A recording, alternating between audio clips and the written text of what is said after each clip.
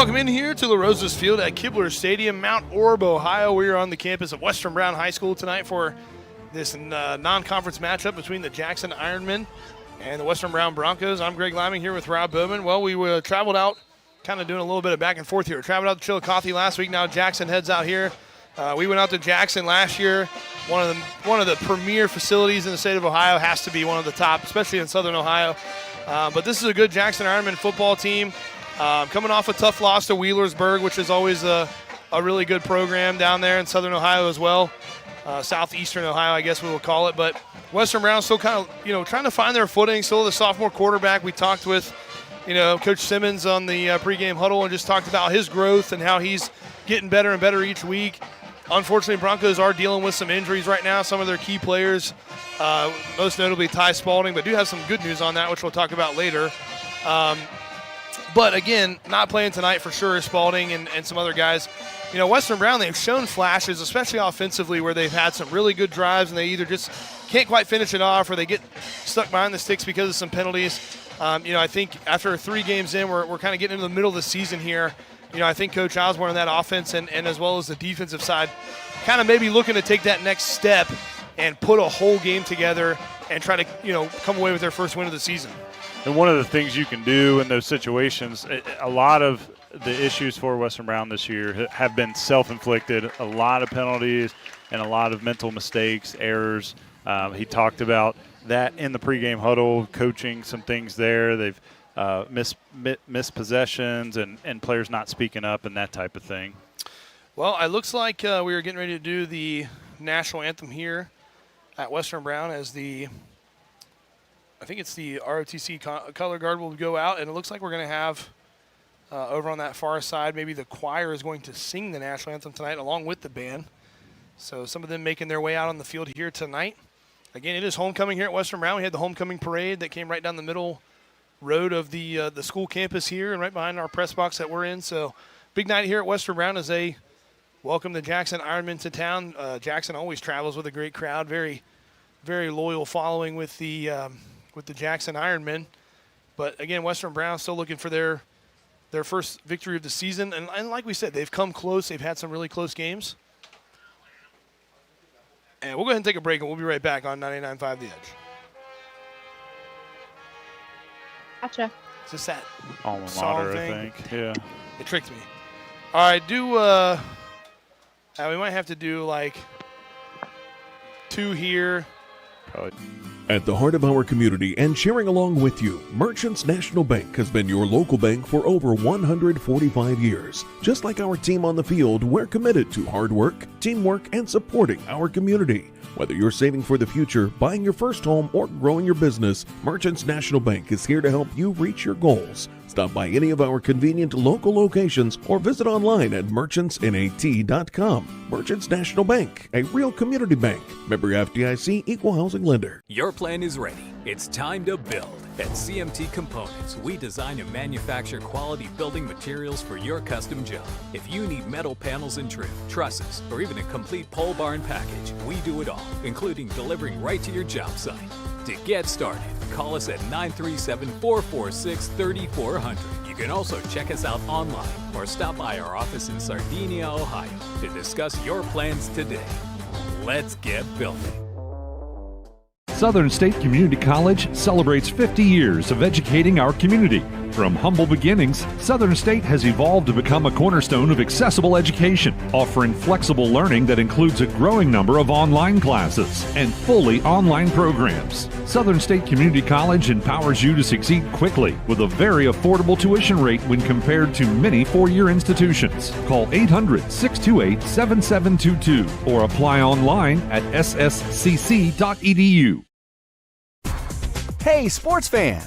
Did you know the OHSAA is among the national leaders in social media? Check out the OHSAA's social media platforms for news, tournament information, accomplishments, helpful links, and all the items available in the fan guide, including photos, DVDs, and publications.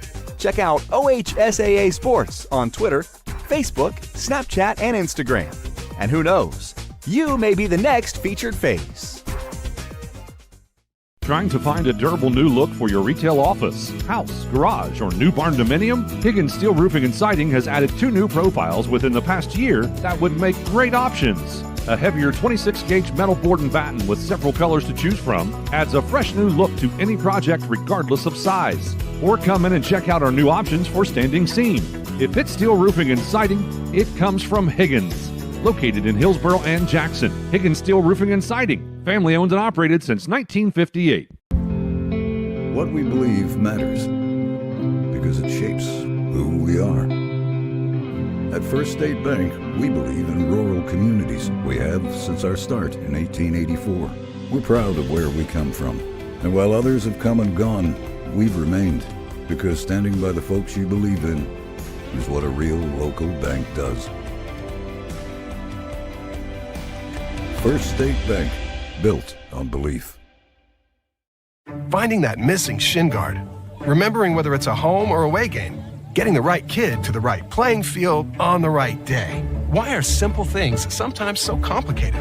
Thankfully, with auto owners, insurance doesn't have to be one of them. We work with independent agents who keep insurance simple so you can worry about more important things, like not being that fan. Oh, come on, ref!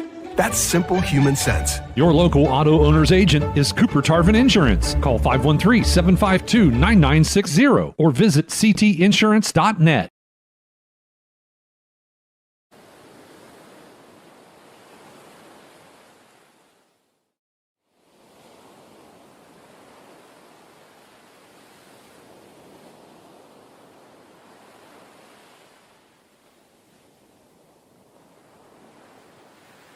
Welcome back in here at Western Brown High School. A nice rendition of the national anthem by that Western Brown choir over on the far side. So a little bit of a different flavor here for the anthem. Usually the band kind of does that. Love a good band, love a good choir. So good job by that Western Brown choir over on the far side on the national anthem.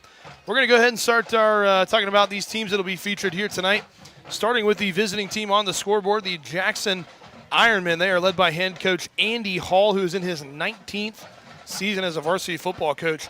Coach Hall is now in his 17th season leading the Ironmen. His overall coaching record is an impressive 147 wins to just 52 losses, with 12 playoff appearances and 12 playoff victories.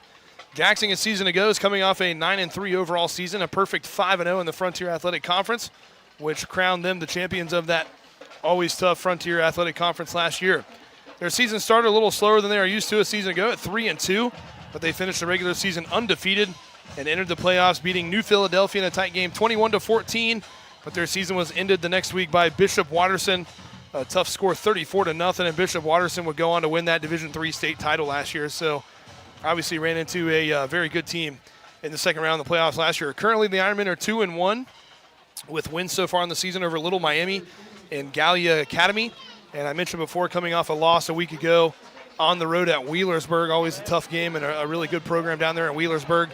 So Jackson comes in 2-1, looking to try to get to 3-1 on the season as we kind of enter the end of this non-conference schedule for both teams. I'll hand it over to Rob, and he'll talk a little bit about those Broncos. Broncos led by head coach Nick Osborne, now in his 6th season. Overall record for Coach Osborne, 34-24 and 6 playoff victories. Western Brown coming off of 3 opening losses. Tough one in week 1 to Hillsboro in a back-and-forth battle.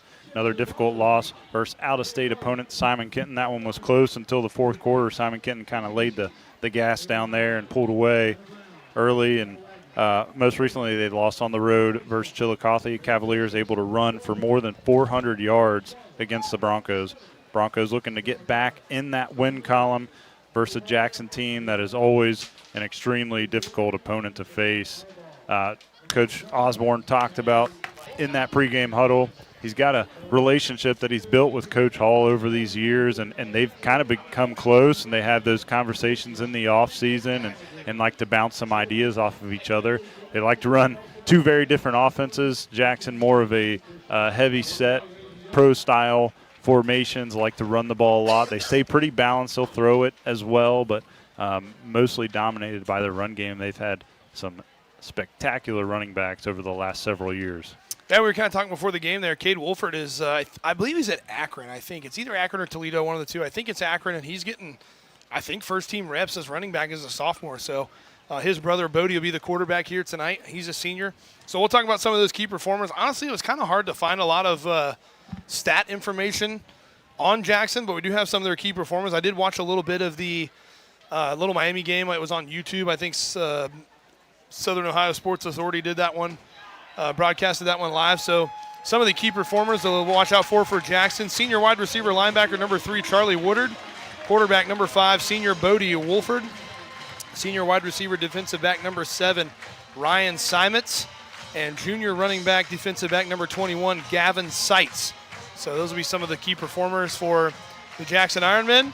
I'll hand it back over to Rob, and he'll have a little bit about the Western Brown Broncos. Starting on the defensive end for the Broncos, junior linebacker number 18, Adam Pena, with 23 tackles, 1 sack, 3 tackles for loss, 1 forced fumble, and 1 fumble recovery. Senior defensive back number 32, Dre Mitchell, with 14 tackles, 1 tackle for loss, and 1 fumble recovery. Sophomore defensive back, he's had a great last couple of games getting in there. Carson Parker, number 15, 9 tackles, 1 tackle for loss. Been a good spark plug for that defense. And then senior linebacker, we talked about him in the pregame, got injured last week. Number 7, Ty Spalding. He's a leader of that defense. He is going to be sorely missed. He's leading the team with 30 tackles, 3 tackles for loss, 4 forced fumbles, and 1 fumble recovery. Onto the offensive end for the Broncos, sophomore quarterback number 16, Deion Bradford, 919 passing yards, 400 plus of those coming last week against Chillicothe. He's got 5 touchdowns through the air and 64 rushing yards. Senior wide receiver number 17, Braden Harmon, with 215 yards and 1 touchdown. Senior wide receiver number 9, Elijah Valdez, with 243 receiving and 2 touchdowns. And senior running back number 5, Justin Morgan, 194 rushing and 2 touchdowns on the ground, and 192 receiving and 2 touchdowns through the air. He stays pretty balanced. We talk about his versatility as an athlete for this Bronco team, and does such a good job on offense, as well as getting some reps on the defensive end as well. All right, so some junior high scores from this week. Western Brown, 7th grade, defeated Batavia. Final score on that one, 42-0. So Western Brown, 7th grade, remains undefeated with another big win. And the 8th grade lost to Batavia. Final score 26-0 on that one. And some other games going on across the Southern Buckeye tonight. Miami Trace at Batavia. We'll keep an eye on that one, as Miami Trace will be coming to town next week here at Western Brown. Blanchester at Clinton Massey. Bethel Tate on the road at Goshen. Claremont Northeastern at Lockland. East Clinton on the road at Greenfield. McLean, Schroeder at New Richmond. Wilmington at Ross. We have this one here for you, Jackson at Western Brown, and another like opponent, Western Brown, Hillsboro at Williamsburg. So some other games going on across the Southern Buckeye. We did actually watch the coin flip, and Western Brown won the toss, and they deferred to the second half. So they will have the opening kick. The Ironmen, it's going to be fielded right around the 10-yard line. That's Simons going back up the middle, setting up some blocks, and able to cut through a couple of tacklers, able to fall down right around the 34-yard line. So pretty nice return for Simons, the senior, and that'll set up the first possession here for the Jackson Ironman offense. A little different look for the return there for Jackson. Had 3 men deep on that one. Simons, the man in the middle, like you said, right around that 10-yard line. Got the ball and returned it to the 35. Decent field position for this offense. So, again, thanks for tuning in with us here tonight. Greg Liming, Rob Bowman with you. We've got Bethany Gibson back in the studio for us, and Matt Hildebrand up top on the camera for GoodGuysRadioTV.com. Make sure to check us out over there to see the live video stream. Different quarterback in there. Sophomore number 15 is going to hand that one off up the middle. That's C.J. Crabtree, or rather junior quarterback. Usually Wolford takes the snaps, but kind of go back and forth a little bit. I noticed that in the Little Miami game. They do a little bit of both, so he'll take the first snap, and a run play goes forward for about 3 yards. And Broncos close on that one quickly. Try to go low and take those big offensive linemen out of the equation. Pena and Scroggins finish that one off.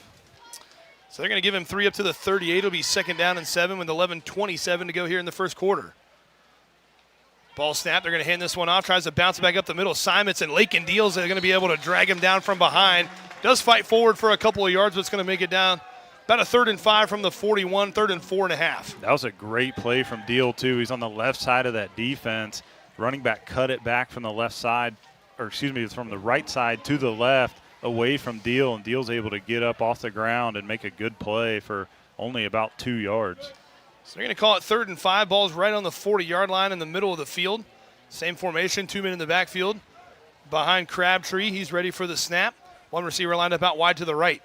Crabtree, ball's on the ground, couldn't handle the snap, and I think he's able to fall down on it, but it's going to be 4th down, so Crabtree had some trouble with the snap, and it looks like punting units coming on for Jackson. Big stop here on defense for the Western Brown Broncos. Yeah, that's a huge stop. They've got a lot of guys in the box. I was talking to one of the coaches up here in the booth pregame, and they're going to throw some different looks at them and try and force them to throw the ball in this game.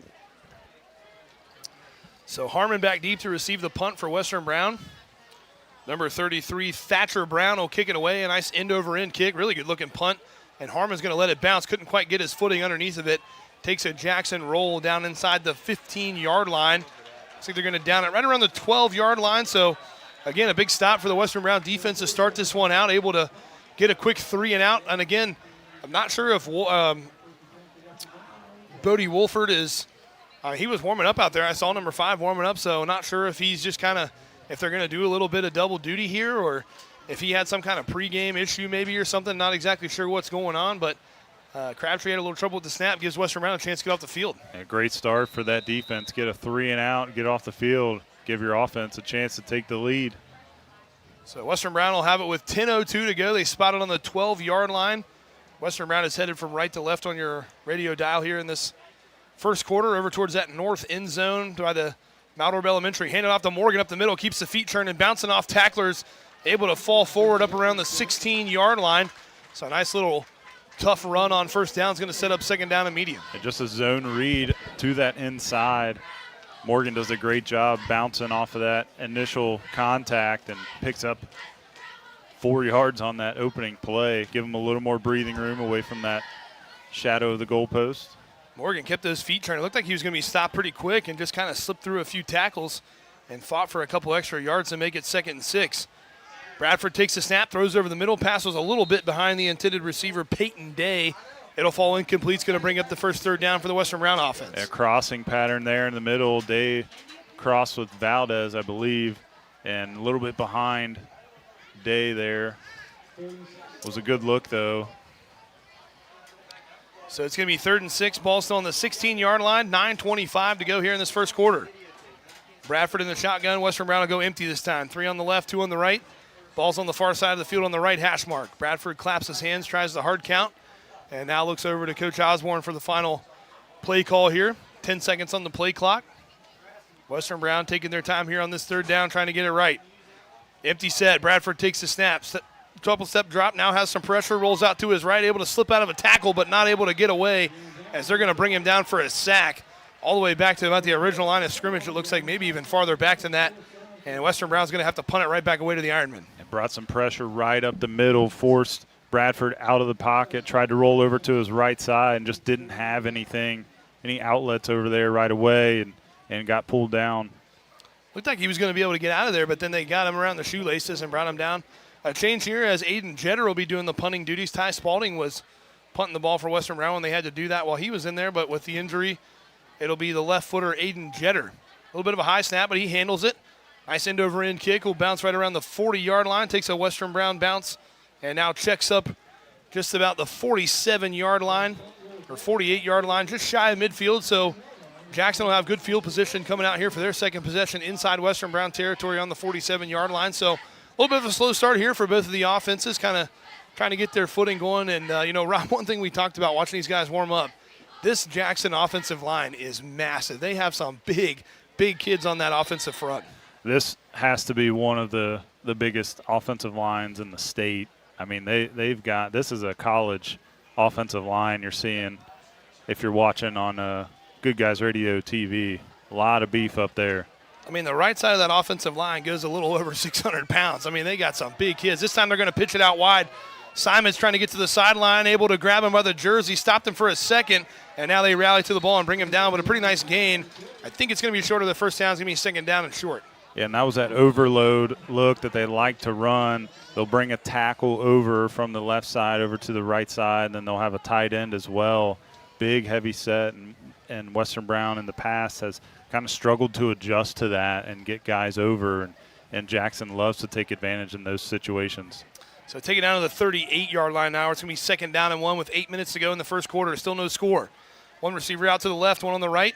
Crabtree goes under center. This time he's going to pitch it going the other way to Simons, forces it back up the middle, but he's got some room and he slips up a little bit. I think maybe even kind of tripped on his own over there over the turf monster, but able to get first down yardage down inside the 30. He'll move the chains for Jackson. Yeah, and this is exactly what Coach Hall wants from his offense here. Just move the ball, continuing to gain yards on every play. They got 9 on the first one and get the first down on the second play there, and now they're getting deep into the Western Brown territory. So you're going to mark him down at the 26-yard line. As again, it'll be 1st and 10. New set of downs for the Jackson Ironmen. Coming up at the half, it's the Health Source of Ohio halftime report. We'll get you caught up on the first half checkup and your Cincinnati Bengals studio update and more.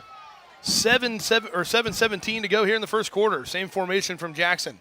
Crabtree under center, fakes the handoff, looking to throw to his right, takes a hit, trying to get it to the end zone, and it's going to be broken up at the last second.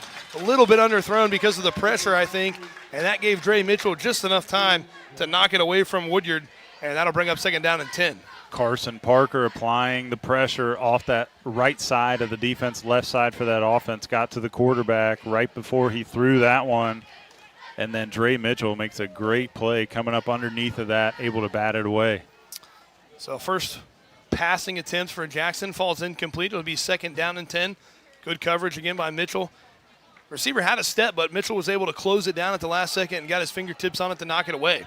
Now they're going to go true heavy set, no receivers. They're going to hand this one off to Simons, cuts it back to the right, takes a pretty big shot from Zayden Nichols, goes forward about the 20-yard line. It's going to bring up a 3rd down. Yeah, not a bad play, going right back in the heart of that defense. And again, Western Brown trying to bring about 8 guys, maybe 9 in the box, and when they go double tight look on offense, they're squeezing those corners in as well. So you almost have 11 in the box with just those kind of safety outlets on the edge. So same formation from Jackson here. 2 men in the backfield behind Crabtree under center, and now some movement on that far side of the line. And it looks like one of the guys on the left side of that offensive line couldn't hold the water. False start's going to go against Jackson. Yeah, and usually in that situation, he was going run all the way on that third and medium, maybe 3rd and short situation. Now it's going to be 3rd and long coming up. Got a little too much weight leaning forward. So 6:22 to go here in the first quarter. The scoreboard says 3rd down and 99 to go. I don't think that's quite correct. Ball's on the 25-yard line. It looks like it's going to be 3rd down and 9. One too many 9s on the scoreboard up there.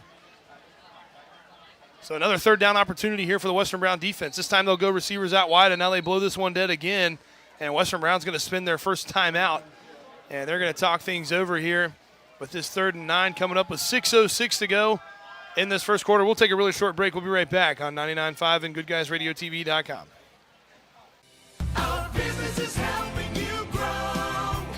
We're Baxter Tractor. We take care of you like family. We've been growing since 1946. As your Kubota dealer, our focus is to help you grow today and into the future. Stop by one of our locations today, visit with our folks, and see our entire lineup of Kubota products. Our business is helping you grow. Baxter Tractor.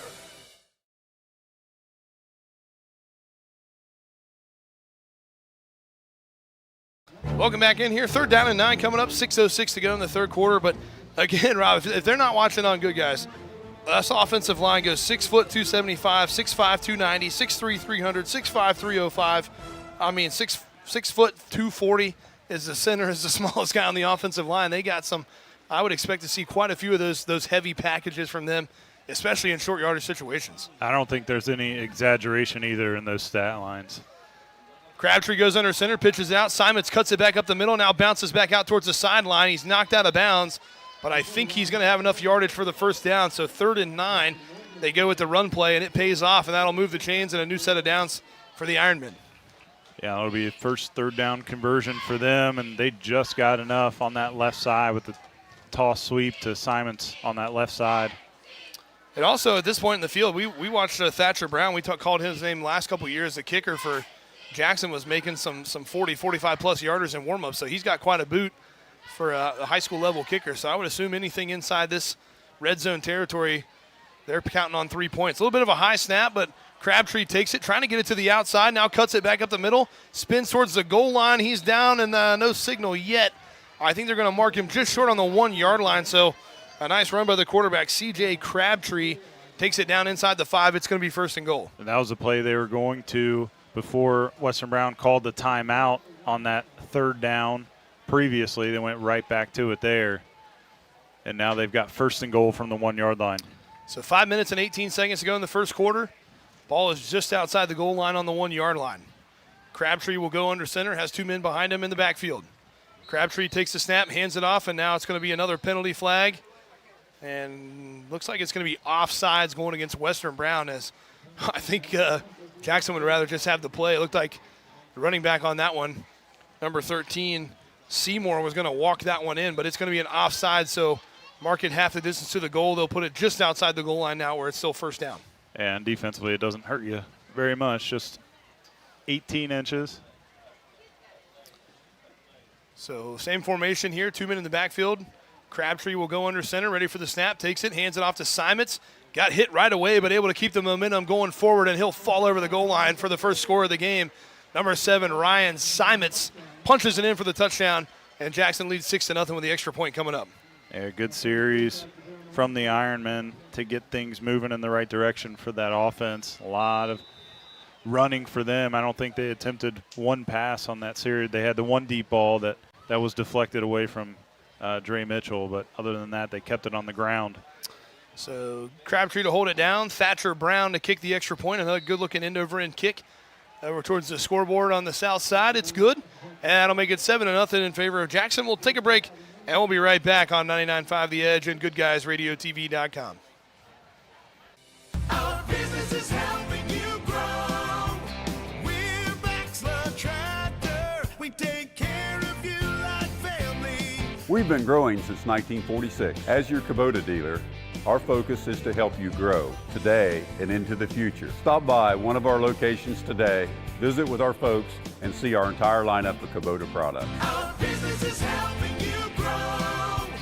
Baxter Tractor. C103, 99.5 The Edge, and Good Guys Radio TV are your source for everything local. From Shack basketball Shot by Osborne, 3 on the buzzer! to Shack baseball, Wells is going to drive. He makes it. He's safe. Western Brown football Throws it towards the end zone, and it's complete. to Shack volleyball, Hatton for the kill, it's good. local fairs, festivals, and more. Ire to the finish line. Crosses the line to get the victory. Never miss a moment with C103, 99.5 The Edge, and Good Guys Radio TV. Back up the middle, runs over a tackler, but now able to bring him down just short of the, in between the 25 and the 30-yard line. I think they're going to spot it right about the 27, 28-yard line. I think they're going to put it right down on the 30, so it'll be second possession here for the Western Brown offense. And decent return there from Morgan. Lowered the shoulder at the end to get a couple more yards. Put him in decent field position. This is one of those situations, though, for Western Brown. They've got to answer, at least switch the field position on this series with Jackson able to put 7 points on the board here. They've got to get out of their end of the field. So 4:39 to go in this first quarter. Western Brown playing with a 7-point deficit here to start this game. Couple of back and forth series there at the beginning. Couple of 3-and-outs traded, and now Western Brown trying to find the footing on the offensive end. Empty set. Bradford's going to run this one all the way. Goes up the middle, coughs up the ball, and that's going to be a fumble, and it looks like the Ironman falling at number 14, Wes Clegg, falls on the ball, and Bradford tried to run that one and coughed it up. And that's going to be a turnover, a quick turnover on the Western Brown offense, and Jackson's going to have it inside the Western Brown 40-yard line. Yeah, and that's one of those things Coach Osborne continues to talk about is the mental errors and mistakes. That one got poked away before he even got back to the line of scrimmage, and no Broncos there even around it. Jackson able to jump on top of it. Now they have amazing field position to start this third series for them on offense. So the ball will be on the 32-yard line again, inside Western Brown territory on the first play from scrimmage of this second possession here for the Western Brown offense. And that big offensive unit for the Ironmen back out there. 3 receivers lined up out wide on the left. Crabtree in the shotgun takes a snap, looking to throw that way, now sets it up towards the right. He's going to throw it, has it complete to Simons, trying to get through a tackle, stiffs arms the tackler, and Simons is going to go into the end zone. So a quick turn of events here. The fumble turns into 6 points really quickly, another touchdown for Simons. Yeah, and that was, they went trips to that left side, drug Simons all the way across the field in one-on-one coverage. he brings it down with about a 10-yard cushion and just able to put a big stiff arm on the defensive back for Western Brown and trot in the end zone for 6. So a quick strike for the Ironmen. Makes it 13-0 with the extra point coming up from Thatcher Brown. Crabtree holds it down. Brown's kick is on the way. Another good-looking end-over-end kick, and it is good. And I think maybe we do have a penalty marker, as it looks like they're going to call an illegal formation or a false start, legal shift, something like that on the kicking team. So they're going to have to put it down and try it again. A lot of penalties early on in this ball game. Getting things going. That's the third one. Second one on Jackson tonight. So Thatcher Brown will back up to the 15-yard line, where he'll try the extra point again. Snaps back, holds down.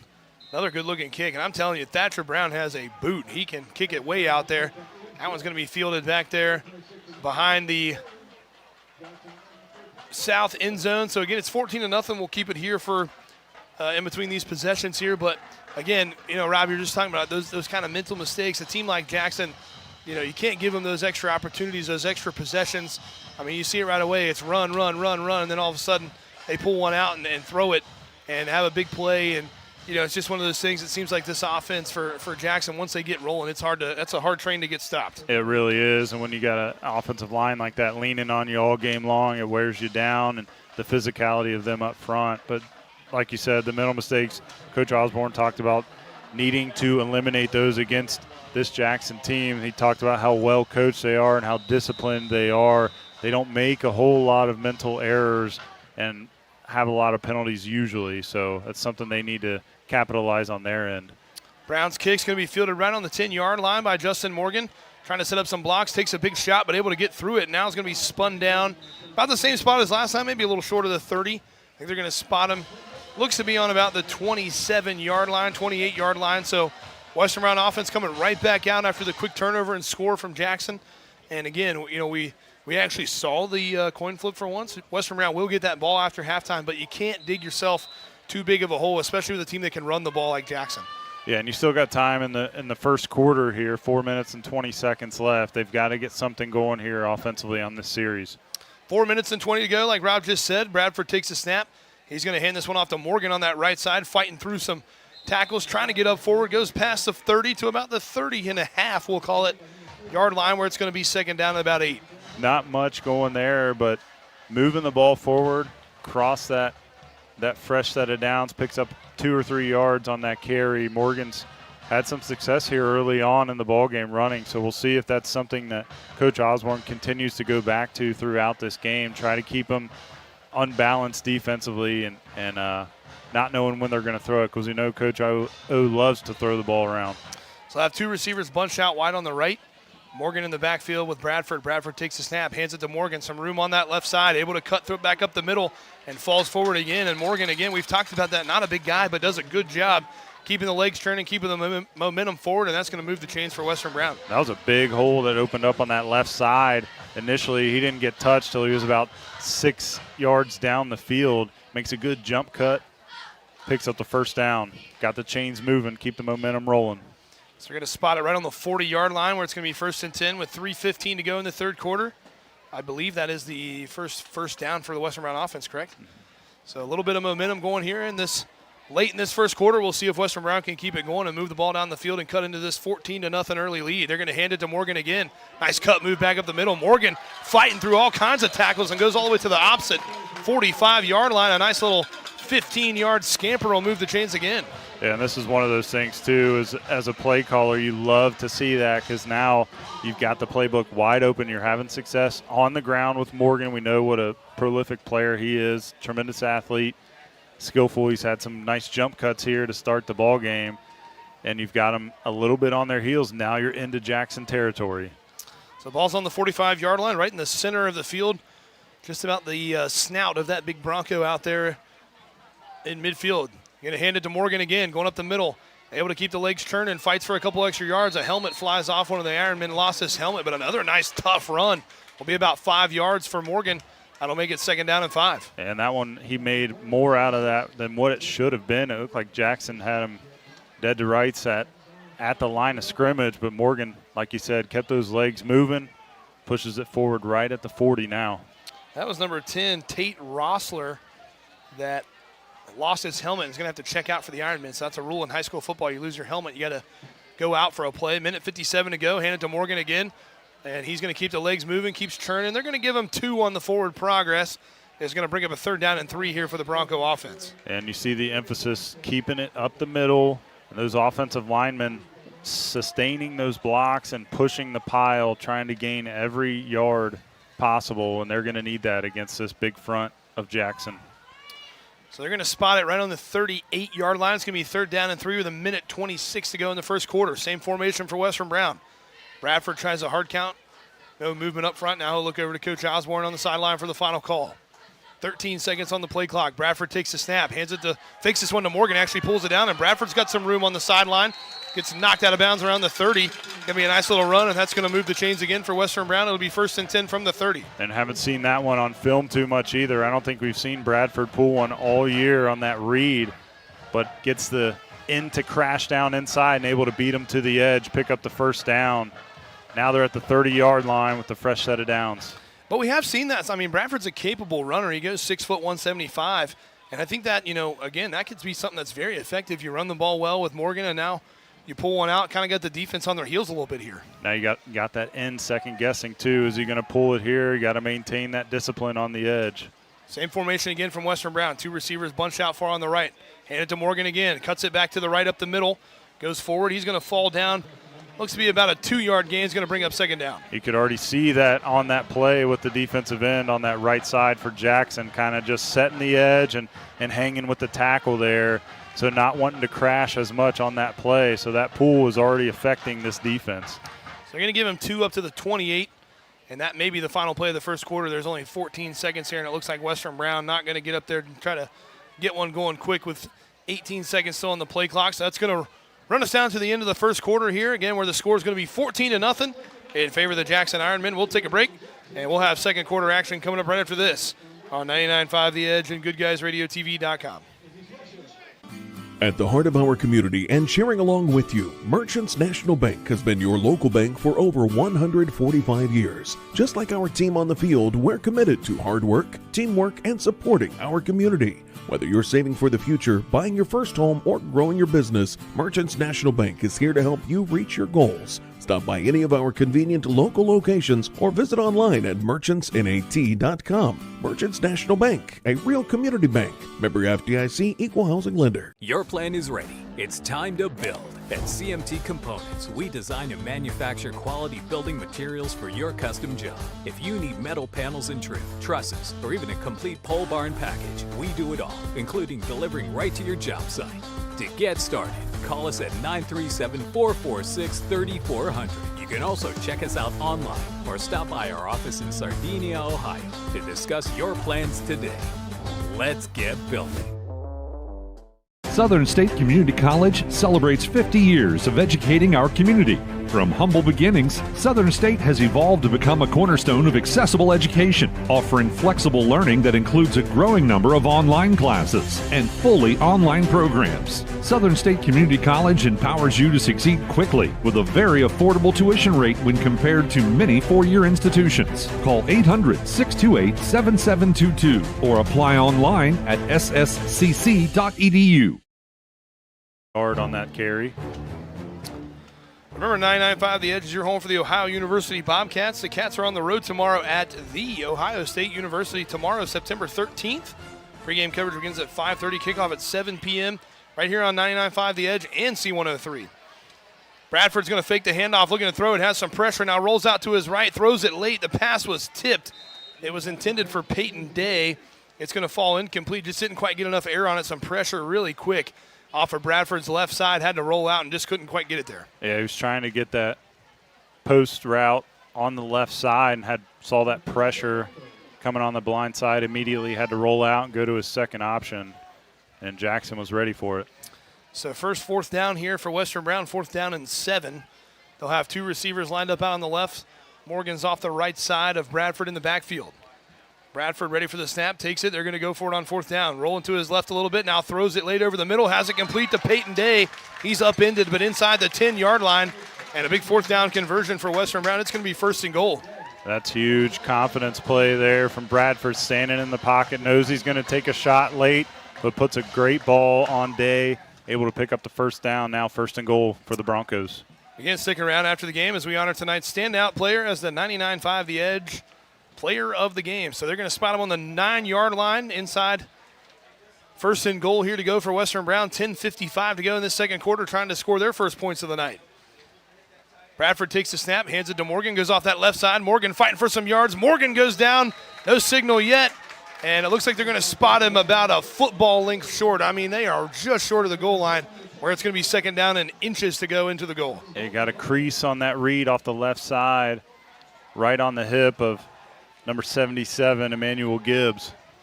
Bradford going quick. They're going to hand it to Morgan. Goes up the middle and bounces off some tacklers, and a late dive from Morgan. And he's in for the touchdown. Got stood up at the line of scrimmage initially, but didn't get wrapped up. And he dove over the pile and goes in for 6. And Western Brown scores their first points of the night with 10:24 to go in the first half. A big answer drive from them and kept the ball on the ground for the majority of it. Got a lot of confidence rolling now with that offensive front for the Broncos. Justin Morgan having himself another great rushing night. So number 46, Naomi Cover, is going to be on to try the extra point for Western Brown with 10:24 again to go in this second quarter. Bradford will hold it down for her. Snaps good, kicks up, end-over-end kick, and Cover nails it to make it a 14-7 ball game. Western Brown right back in this thing. We'll take a short break, and we'll be right back on 99.5 The Edge and Good Guys Radio TV. Hey, sports fan! Did you know the OHSAA is among the national leaders in social media? Check out the OHSAA's social media platforms for news, tournament information, accomplishments, helpful links, and all the items available in the fan guide, including photos, DVDs, and publications. Check out OHSAA Sports on Twitter, Facebook, Snapchat, and Instagram. And who knows, you may be the next featured face. Trying to find a durable new look for your retail office, house, garage, or new barn dominium? Higgins Steel Roofing and Siding has added 2 new profiles within the past year that would make great options. A heavier 26-gauge metal board and batten with several colors to choose from adds a fresh new look to any project regardless of size. Or come in and check out our new options for standing seam. If it's steel roofing and siding, it comes from Higgins. Located in Hillsboro and Jackson, Higgins Steel Roofing and Siding. Family owned and operated since 1958. A lot of passing, haven't had the success on the ground so far this season, but that one's huge, especially against an opponent like Jackson, who sees themselves as a deep playoff contender. Jetter will kick it away. It's a line drive over towards the Western Brown sideline, and it's going to trickle out of bounds.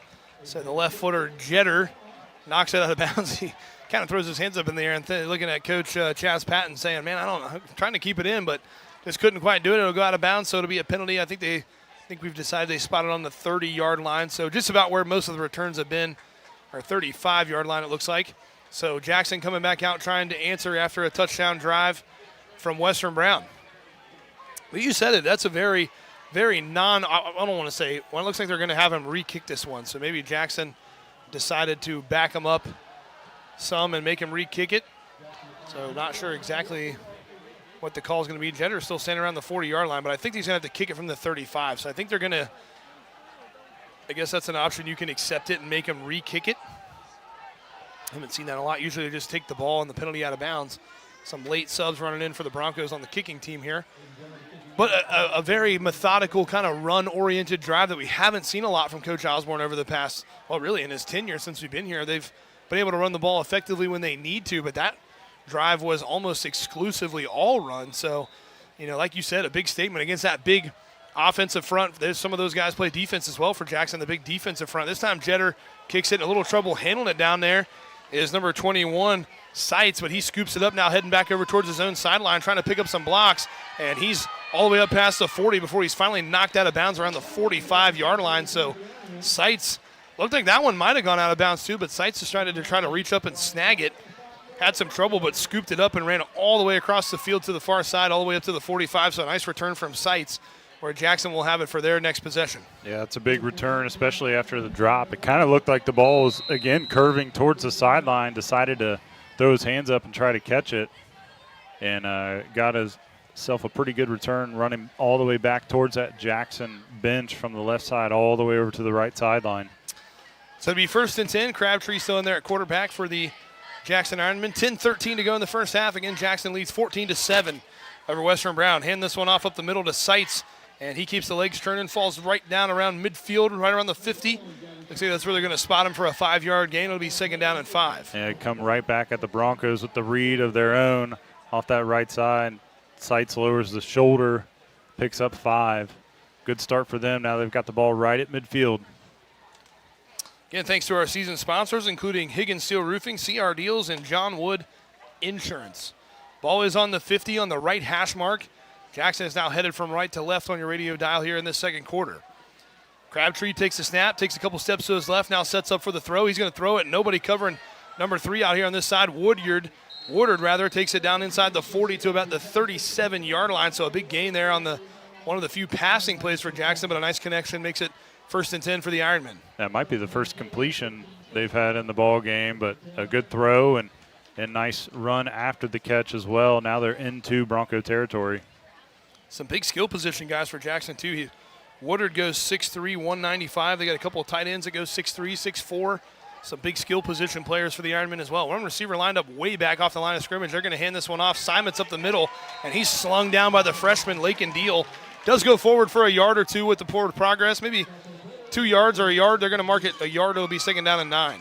Yeah, I think he got that knee down before he was able to stretch it late on that one. But Lakin Deal's a kid that Coach Osborne has talked a lot about, and we've seen him on Friday nights, a freshman coming in here, but able to make some big plays and big moments.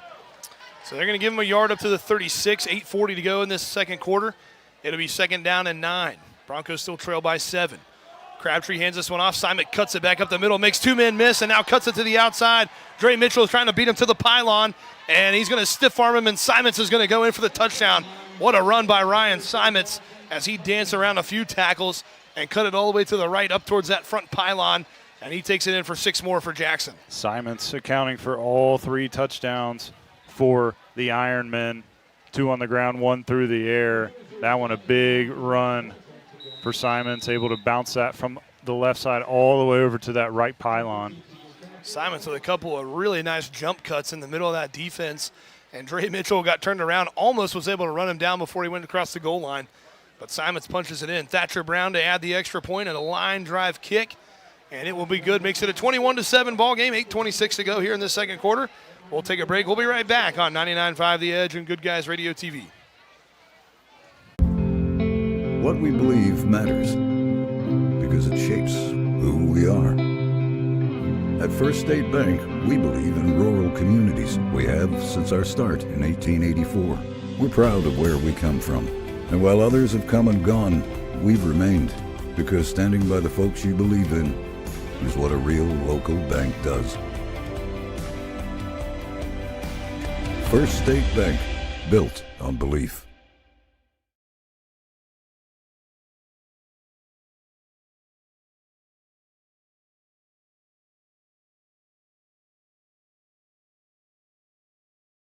Back in here, the third touchdown of the first half by Ryan Simons makes it a 21-7 ball game.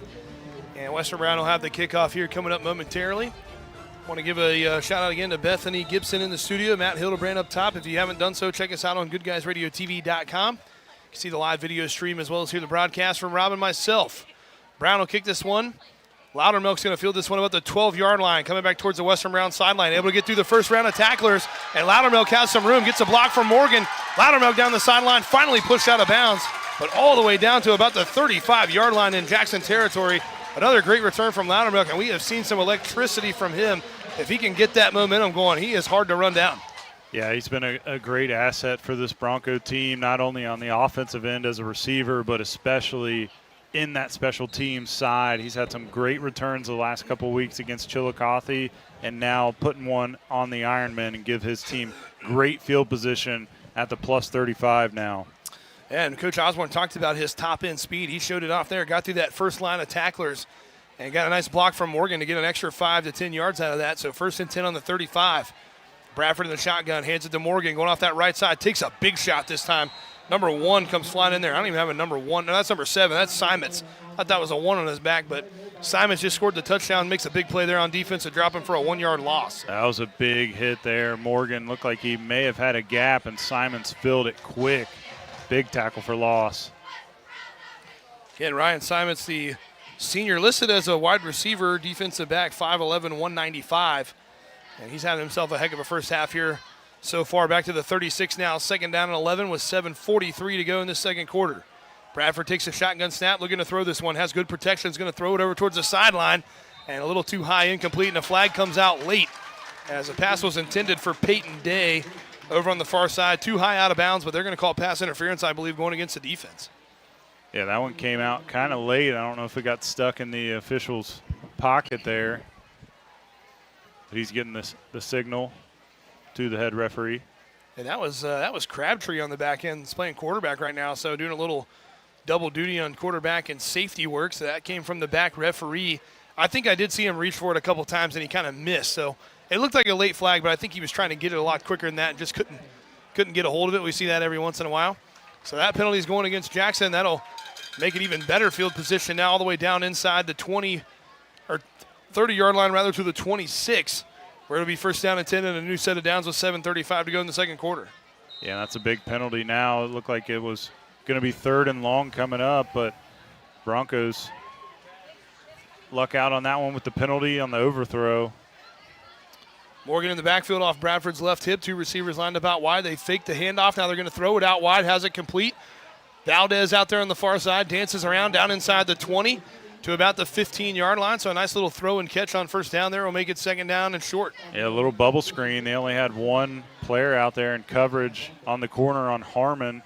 Harmon's able to get a block on him, and they have to bring one of the safeties down to make the play, but not after Valdez able to get upfield for about 4 or 5. They're going to give him 5 up to the 16, so it's going to be second down and 5 with just over 7 minutes to go in this first half. Western Brown trying to answer back after another Ryan Simons touchdown. Same formation, but flipped this time. Two receivers on the right. Morgan in the backfield with Bradford. Ball's on the left hash now. Bradford takes the snap. They're going to hand this one to Morgan. Goes off that right side. Has some room. Bounces off a tackle. Keeps the legs churning. Down inside the 10. Fighting for more yards, and Morgan won't go down. All the way down to about the 6-yard line. What a run by Justin Morgan. And that's going to be 10-yard gain. Will set him up first and goal again. A great run again from Morgan. Nice jump cut. Gets up the field. And again, those offensive linemen finishing the play. Allowing Morgan to pick up those extra yards. Pushing that pile. And, you know, Coach Andy Hall has to be a little flabbergasted here. I mean, you know, they've played this team. I think Coach Osborne said this is their 5th year playing them. And, I mean, you've seen them air it out, especially in the Drew Novak days, 50, 60, 70 times a game. This is a little bit of off-kilter for the normal Western Brown, running the ball really well here in this first half. First and goal from the 7s where they'll spot him. Bradford in the shotgun, same formation. Hands it to Morgan, goes up the middle. Morgan turning the legs. He's inside the 5. I think they're going to spot him down right about the 4-yard line. It's going to be second down and goal after a 3-yard gain. Well, Coach Osborne's always had success running the ball, but it's not at this clip. We don't see him running it this much unless they're up by 25, 30 late in the game and trying to run the clock out, something like that. But this is extremely impressive, especially with what they've done so far this season, having a lot of success on the ground. They are going to move that one back to about the 12-yard line, though. Yeah, we must have missed a penalty on that one. We don't have the the luxury of the PA system here at Western Brown like they had at Chillicothe. So I'm not sure if it was a hold or a legal block in the back, but it will be about the ball spotted on the 12-yard line. And right now it says first and goal still, but I think it's going to be second down. And now a timeout coming from Western Brown. So they're going to take a timeout with 6:04 to go. But you were just talking about it there.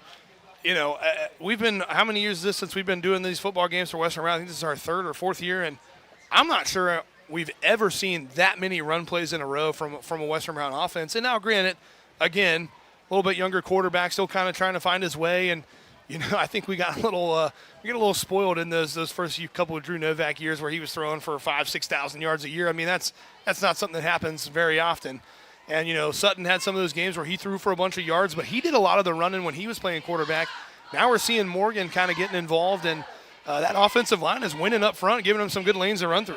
Yeah, like you said, that was one of those things in the past we saw when they were running the ball. It was usually 2nd and short, 3rd and short, 4th and short, and you get the ball in the hands of your quarterback, who's a capable runner, get the running back as a lead blocker and try to just pound it up the middle. And they would run Morgan occasionally and some of those other running backs, Chisman, up the middle. But tonight you're seeing a very different side to this Western Brown offense than you normally see. A lot of the same formations, that spread offense. Sometimes they had that heavy set with Day in there, but running the ball against a team like this who traditionally is good against the run. So it's going to be the score, I believe it's first down. So it must have been a procedural penalty, backed them up to the 12. So I guess they blew that play dead, a legal shift, something like that. Now they're going to run Valdez all the way over to the other side, and one-on-one down here on the bottom. They're going to hand it to Morgan again. Goes off the right side, and Morgan's going in untouched. Takes a big shot in the end zone late. No penalty flags fly out, but Justin Morgan had a huge hole on the right side. Made a nice little jump cut to the outside, and he takes it to the house. Great run, huge hole, untouched to that goal line. Again, this offensive line playing their butts off right now, having a great outing so far in this ball game, putting up their second score of the night. And again, they've had a couple unfortunate things, the punt on that first series and the fumble on the first play of the second series. But other than that, they've been rolling. Cover extra point is on the way. It's up and good, and that'll make it a 21-14 ball game. Western Brown just 7 down again. We'll take a short break. We'll have more coverage right after this on 99.5 The Edge and Good Guys Radio TV.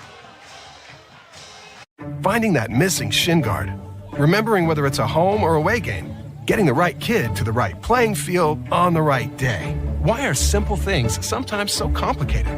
Thankfully, with auto owners, insurance doesn't have to be one of them. We work with independent agents who keep insurance simple so you can worry about more important things, like not being that fan. Oh, come on, ref.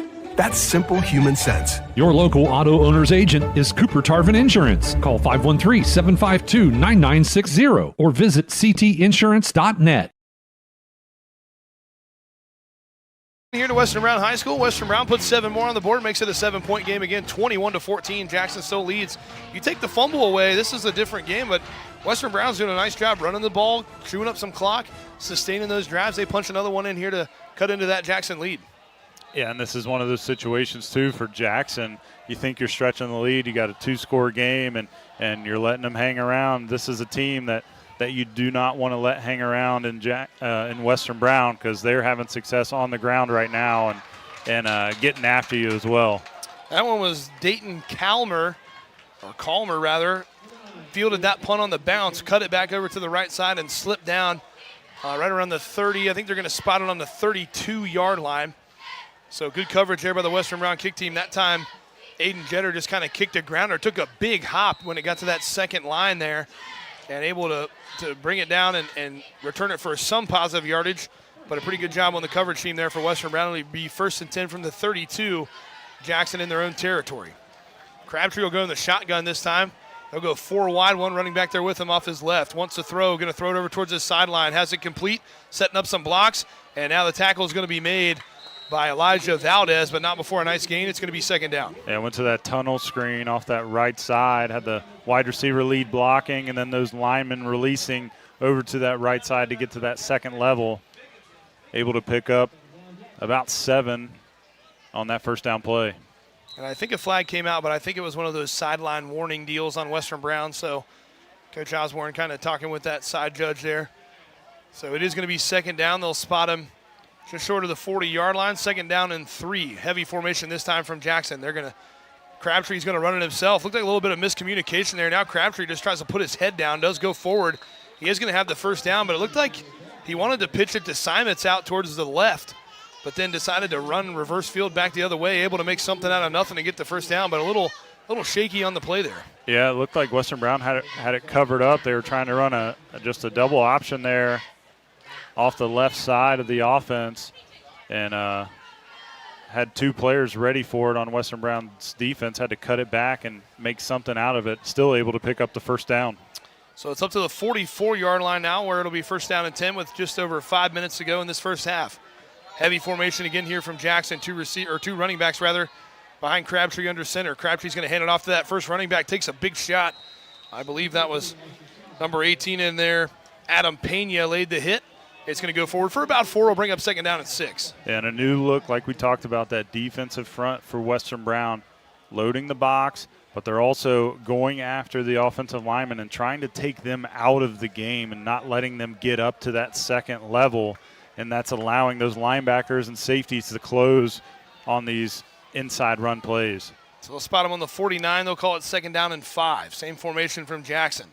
Crabtree takes the snap. This time pitches it to Simons in the backfield. Simons able to keep the legs turning, fights for some yards, goes down just short of the first down marker, or actually maybe is going to have enough. Yep, they're going to move the chains right at the line to gain. Tough run there by Simons. Will move the chains for Jackson. A really tough run. Took some shots there, but able to get that last lean and get across the chains. So they'll spot him on the 46-yard line in Western Brown territory. It'll be first down and 10 with 4:09 to go in this first half. Jackson going pretty much all heavy formation here in this drive after that first play. Crabtree under center is going to hand it to Simons in the backfield. Bounces off a couple of tacklers trying to fight for some extra yards. They're going to give him a couple with forward progress. But a nice play by Western Brown to get him down pretty quick. It's going to be second down at about 7. Yeah, not a lot going there in the middle. Again, Western Brown just stuffing it up and trying to. He's going to have to bounce that to the outside if they're going to want to make anything out of that play other than 3 or 4 yards. Western Brown, a lot of subs now in and out. Again, this big offensive line for Jackson, they'll wear you down. Remember to stay tuned for our coach's comments show right after the game, presented by Cooper Tarvin Insurance. 21-14, Jackson still leads, 3:23 to go in this first half. Crabtree in the shotgun this time, ready for the snap. He's going to hand it off to that right side. Nice play by Jackson, or Parker rather, gets in the backfield there and gets him around the legs. I think that was number 12 with the football, Eli Davis, and that's going to go maybe for no gain or even a little short loss. Will be 3rd and long. Yeah, they're going to keep the marker right where it was, but that's one of those players that he has been such a spark, Parker, for this defense. He plays with such fire and passion, and you see it every single play he's in there. He plays at 100% all the time. Yeah, looks like we got a Western Brown player a little slow to get up. Adam Pena, number 18, a little slow to get to his feet, up on a knee, so they're going to go out and check on him. But a big play there. I think I said Jackson Parker. I got so used to saying Jackson, but Carson Parker came flying in there and did just enough with that left arm to trip up the ball carrier for no gain. But another chance for the Western Brown defense to get a big stop here, still around midfield, and 2:47 to go. Still have a timeout to work with. Jackson still holding on to all 3 of their timeouts. And some injury news.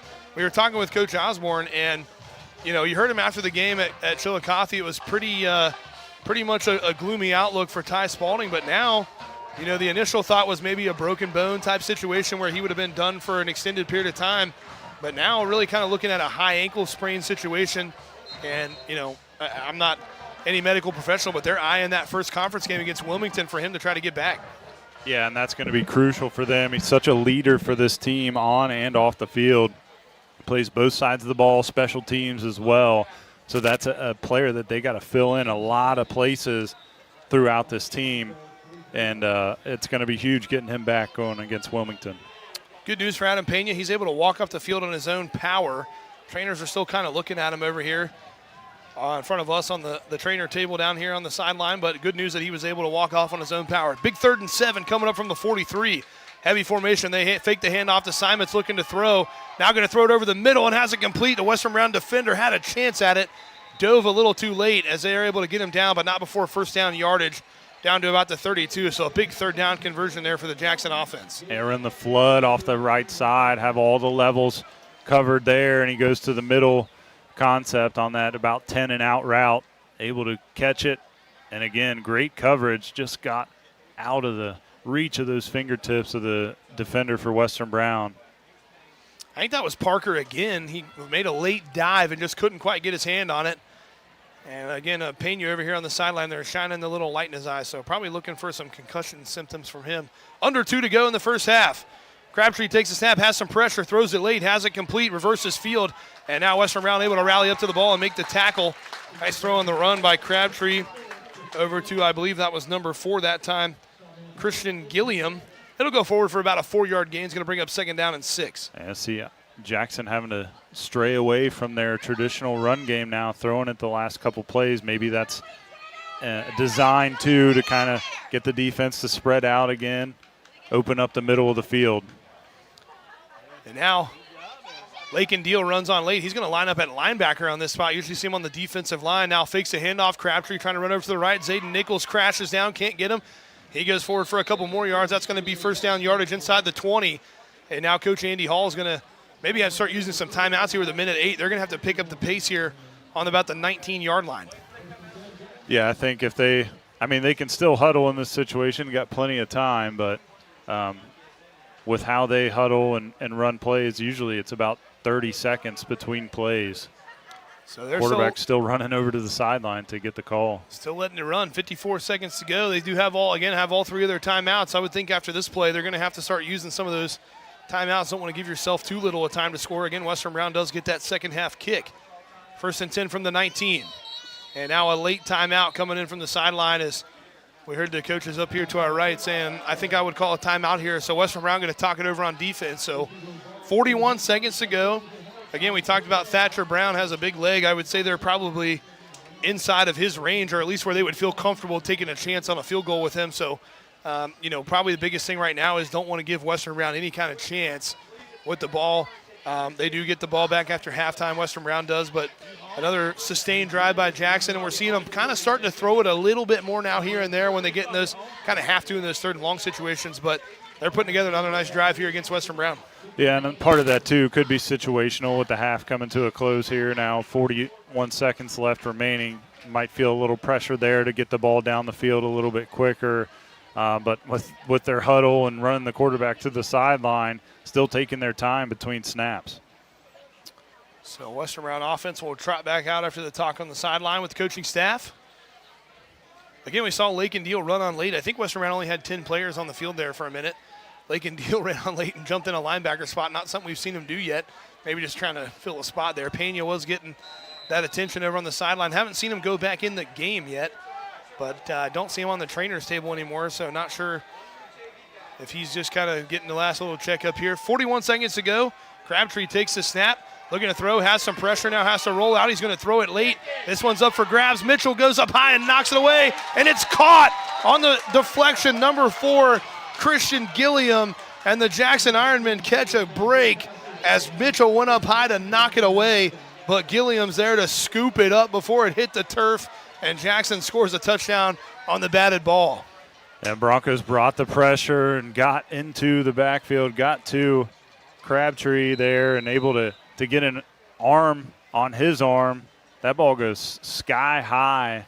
Western Brown able to bat it, but Gilliam makes a tremendous catch in the end zone. Thatcher Brown's extra point's going to fly over there into the elementary school parking lot, so that'll make it 28-14. There's only 33 seconds, so we'll just keep it here. Just a reminder, coming up at the half, it's the Health Source of Ohio halftime report. We'll break down the first half and get you ready to get back to action. But, man, Jackson catches a break. Dre Mitchell, great coverage. Almost looked like Crabtree really just kind of threw that one up for grabs. Had, like you said, a lot of pressure.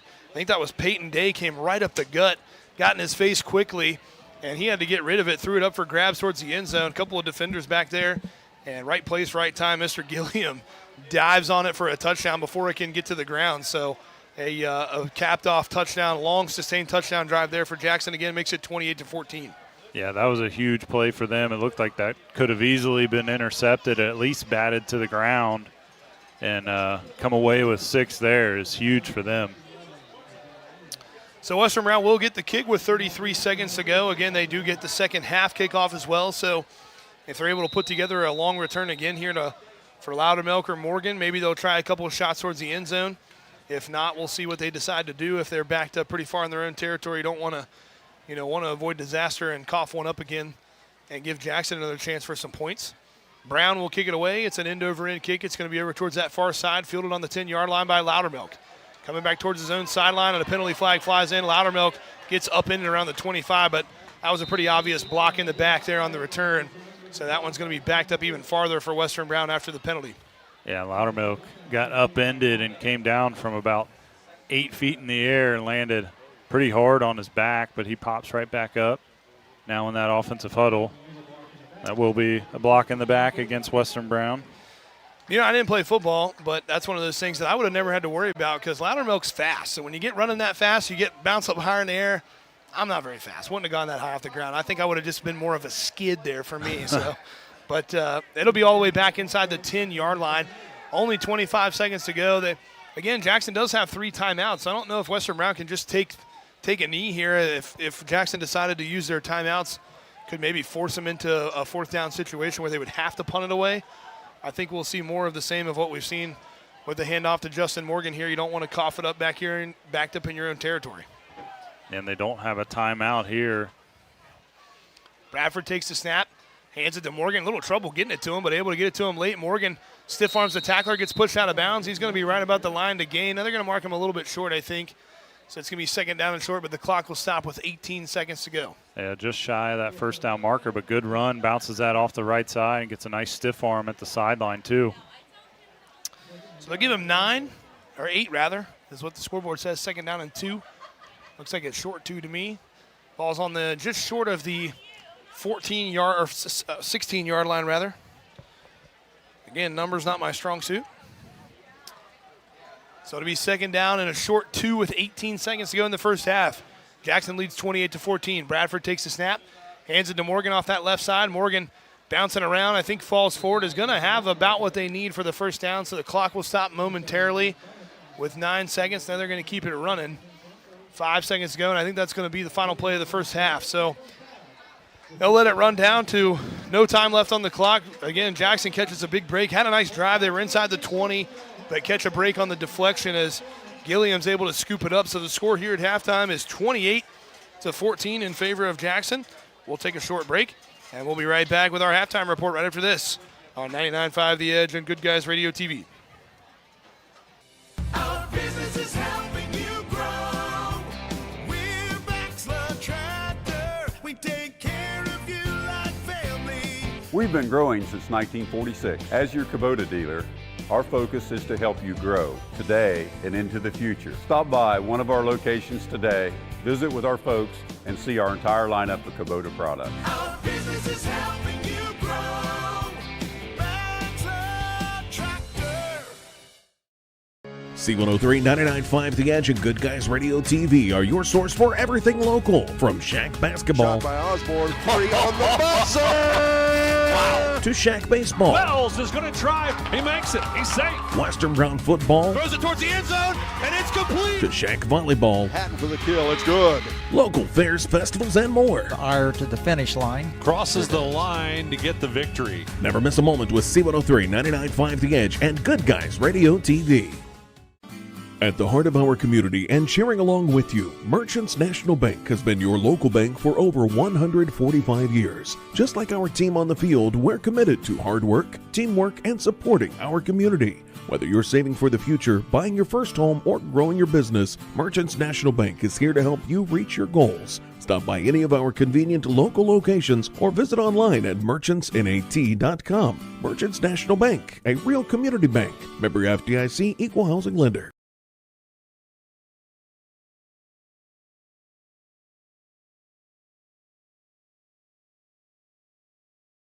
Your plan is ready. It's time to build. At CMT Components, we design and manufacture quality building materials for your custom job. If you need metal panels and trim, trusses, or even a complete pole barn package, we do it all, including delivering right to your job site. To get started, call us at 937-446-3400. You can also check us out online or stop by our office in Sardinia, Ohio to discuss your plans today. Let's get building. Point deficit right out of the gate. They scored, and then both teams had a 3 and out. Jackson scored, and then Western Brown got the ball back, coughed it up right away. One play later, they scored a touchdown, so 14-0. But Western Brown able to put together a couple of really nice sustained drives, kind of going to feeding Justin Morgan, getting that run game going, and they take it down the field a couple of times and score. Jackson punches it in late. Western Brown does get the ball after halftime. But, a lot of fight from this Western Brown defense here in the first half, and that offense, seems like they've maybe kind of found their footing in that run game a little bit, and the offensive line doing a really nice job. Yeah, they are. They're opening up some big holes, and they're playing to the whistle, which is huge. As an offensive lineman and an offensive coach, you love to see that, especially the coordinator and head coach, Nick Osborne, Going to be really proud of those guys and how they've played to start this ball game. Again, unfortunate with the turnover on the second series, but since then they've been able to answer the call and keep themselves in this ball game, especially on the ground. Again, that's something we don't normally see from this team. They love to sling it around and throw it, but when you're having success like this on the ground and in a tight game, you got to keep doing what's keeping you there. So again, halftime score 28-14 in favor of Jackson. We'll try to get some of those halftime scores for you while we're on our halftime break here. But again, homecoming at Western Brown. We got the homecoming attendance coming across the field here, across midfield. We'll try to keep an eye on that for you again and tell you who the king and queen is. So we're going to take a break, and we will send it back to the studio for the Bengals studio update and our Health Source of Ohio halftime report. Southern State Community College celebrates 50 years of educating our community. From humble beginnings, Southern State has evolved to become a cornerstone of accessible education, offering flexible learning that includes a growing number of online classes and fully online programs. Southern State Community College empowers you to succeed quickly with a very affordable tuition rate when compared to many four-year institutions. Call 800-628-7722 or apply online at sscc.edu. Hey, sports fan! Did you know the OHSAA is among the national leaders in social media? Check out the OHSAA's social media platforms for news, tournament information, accomplishments, helpful links, and all the items available in the fan guide, including photos, DVDs, and publications. Check out OHSAA Sports on Twitter, Facebook, Snapchat, and Instagram. And who knows, you may be the next featured face. Trying to find a durable new look for your retail office, house, garage, or new barn dominium? Higgins Steel Roofing and Siding has added 2 new profiles within the past year that would make great options. A heavier 26-gauge metal board and batten with several colors to choose from adds a fresh new look to any project regardless of size. Or come in and check out our new options for standing seam. If it's steel roofing and siding, it comes from Higgins. Located in Hillsboro and Jackson, Higgins Steel Roofing and Siding. Family owned and operated since 1958. What we believe matters because it shapes who we are. At First State Bank, we believe in rural communities. We have since our start in 1884. We're proud of where we come from. And while others have come and gone, we've remained because standing by the folks you believe in is what a real local bank does.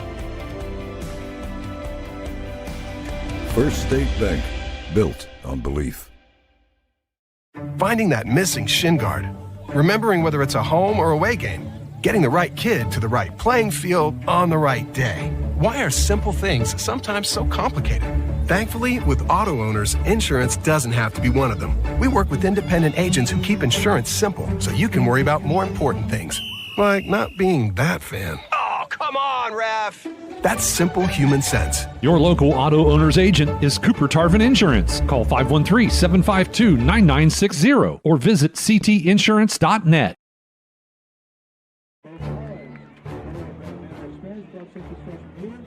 National All-Star Coach Junior and Seniors at SCCLA for 3 years.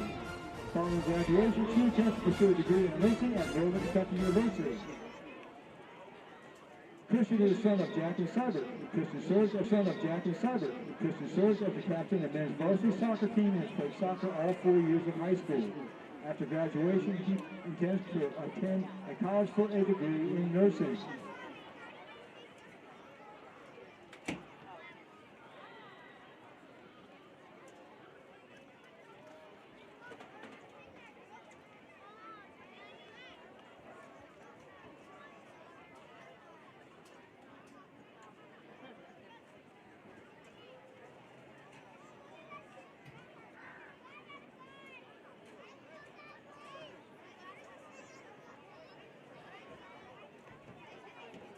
Special shout out to the Western Brown Junior ROTC Sabre team. Excellent job, folks, as always. Thank you.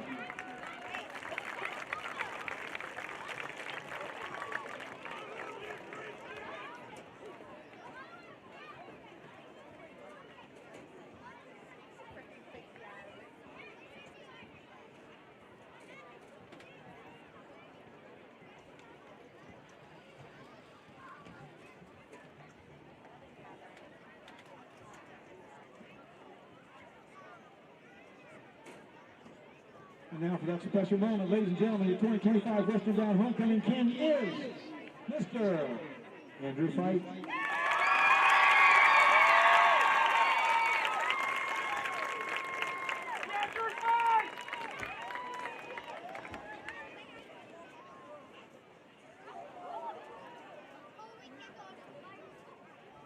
And now your 2025 Western Bound Homecoming Queen. That would be Miss Peyton Butler.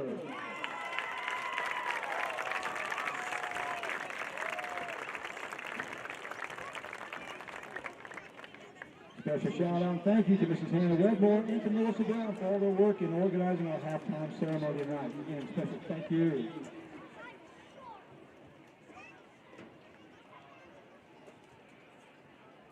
Again, congratulations to all participants, and particularly Mr. Andrew Fight and Miss Peyton Butler.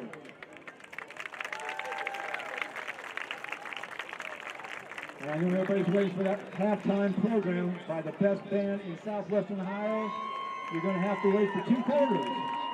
The full halftime show is going to come right at the end of the ballgame, so please don't leave those seats.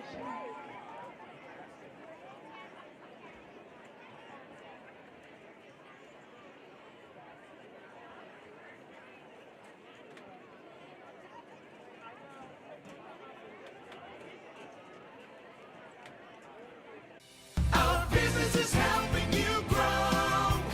We're Baxter Tractor. We take care of you like family. We've been growing since 1946. Tractor. We take care of you like family. We've been growing since 1946. As your Kubota dealer, our focus is to help you grow today and into the future. Stop by one of our locations today, visit with our folks, and see our entire lineup of Kubota products. Our business is helping you grow. Baxter Tractor.